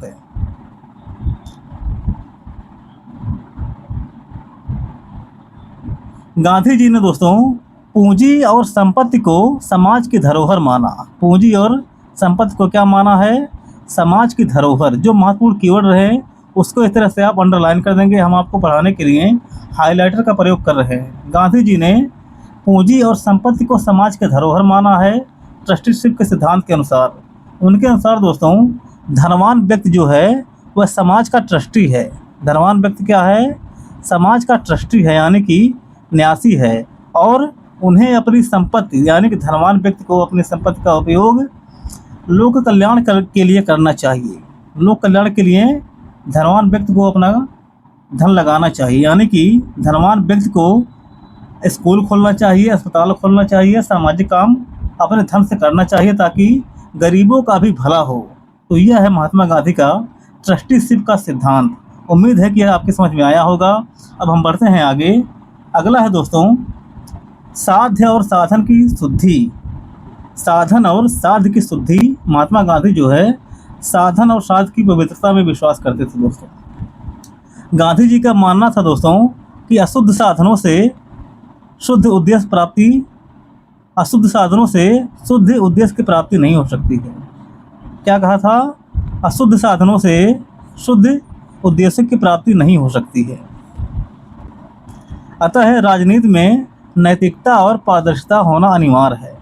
गांधी जी ने कहा था कि आप गलत रास्ते पर चल करके कभी सही मंजिल तक नहीं जा सकते हैं। फिर अगला है दोस्तों सर्वोदय का सिद्धांत। उसके बाद प्रमुख राजनीतिक उपकरण के बारे में हम पढ़ेंगे। सर्वोदय के सिद्धांत गांधी जी के क्या हैं? गांधी जी का दोस्तों लक्ष्य था सर्वोदय, यानी कि सभी का उदय, गरीब का भी भला हो, यह था सर्वोदय। गांधी जी का सर्वोदय क्या था? गरीबों का भला करना। वे समाज के अंतिम व्यक्ति यानी कि सबसे गरीब व्यक्ति जो हो उसको अंत्योदय कहा है। वे समाज के सबसे अंतिम व्यक्ति के कल्याण को ही सच्ची राजनीति मानते थे। तो यह है महात्मा गांधी का सर्वोदय का सिद्धांत। अगला है दोस्तों प्रमुख राजनीतिक उपकरण। महात्मा गांधी का प्रमुख राजनीतिक उपकरण क्या क्या था आपको बताना चाहिए। इसमें दोस्तों सत्याग्रह, असहयोग, सविनय अवज्ञा, उपवास और रचनात्मक कार्यक्रम गांधी जी के प्रमुख राजनीतिक साधन थे, जिनका उद्देश्य क्या था? जन जागरण और सामाजिक परिवर्तन। दोस्तों आप बता सकते हैं, बहुत ज़्यादा विस्तार से लिखने की जरूरत नहीं है। सत्याग्रह, असहयोग, सविनय अवज्ञा, उपवास और रचनात्मक कार्यक्रम गांधी जी के प्रमुख राजनीतिक दर्शन थे, साधन थे। इसका उद्देश्य क्या था इन साधनों का, उपकरणों का? जन जागरण और सामाजिक परिवर्तन दोस्तों। तो इस तरह से यह है महात्मा गांधी के राजनीतिक उपकरण। अब हम बढ़ते हैं आगे। आगे है दोस्तों धर्म और राजनीति का संबंध महात्मा गांधी के अनुसार। गांधी जी दोस्तों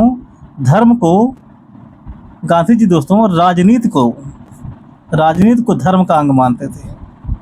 राजनीति क्या है? धर्म का ही अंग है। उनके अनुसार दोस्तों धर्म रहित राजनीति अहिंसक और अनैतिक हो सकती है।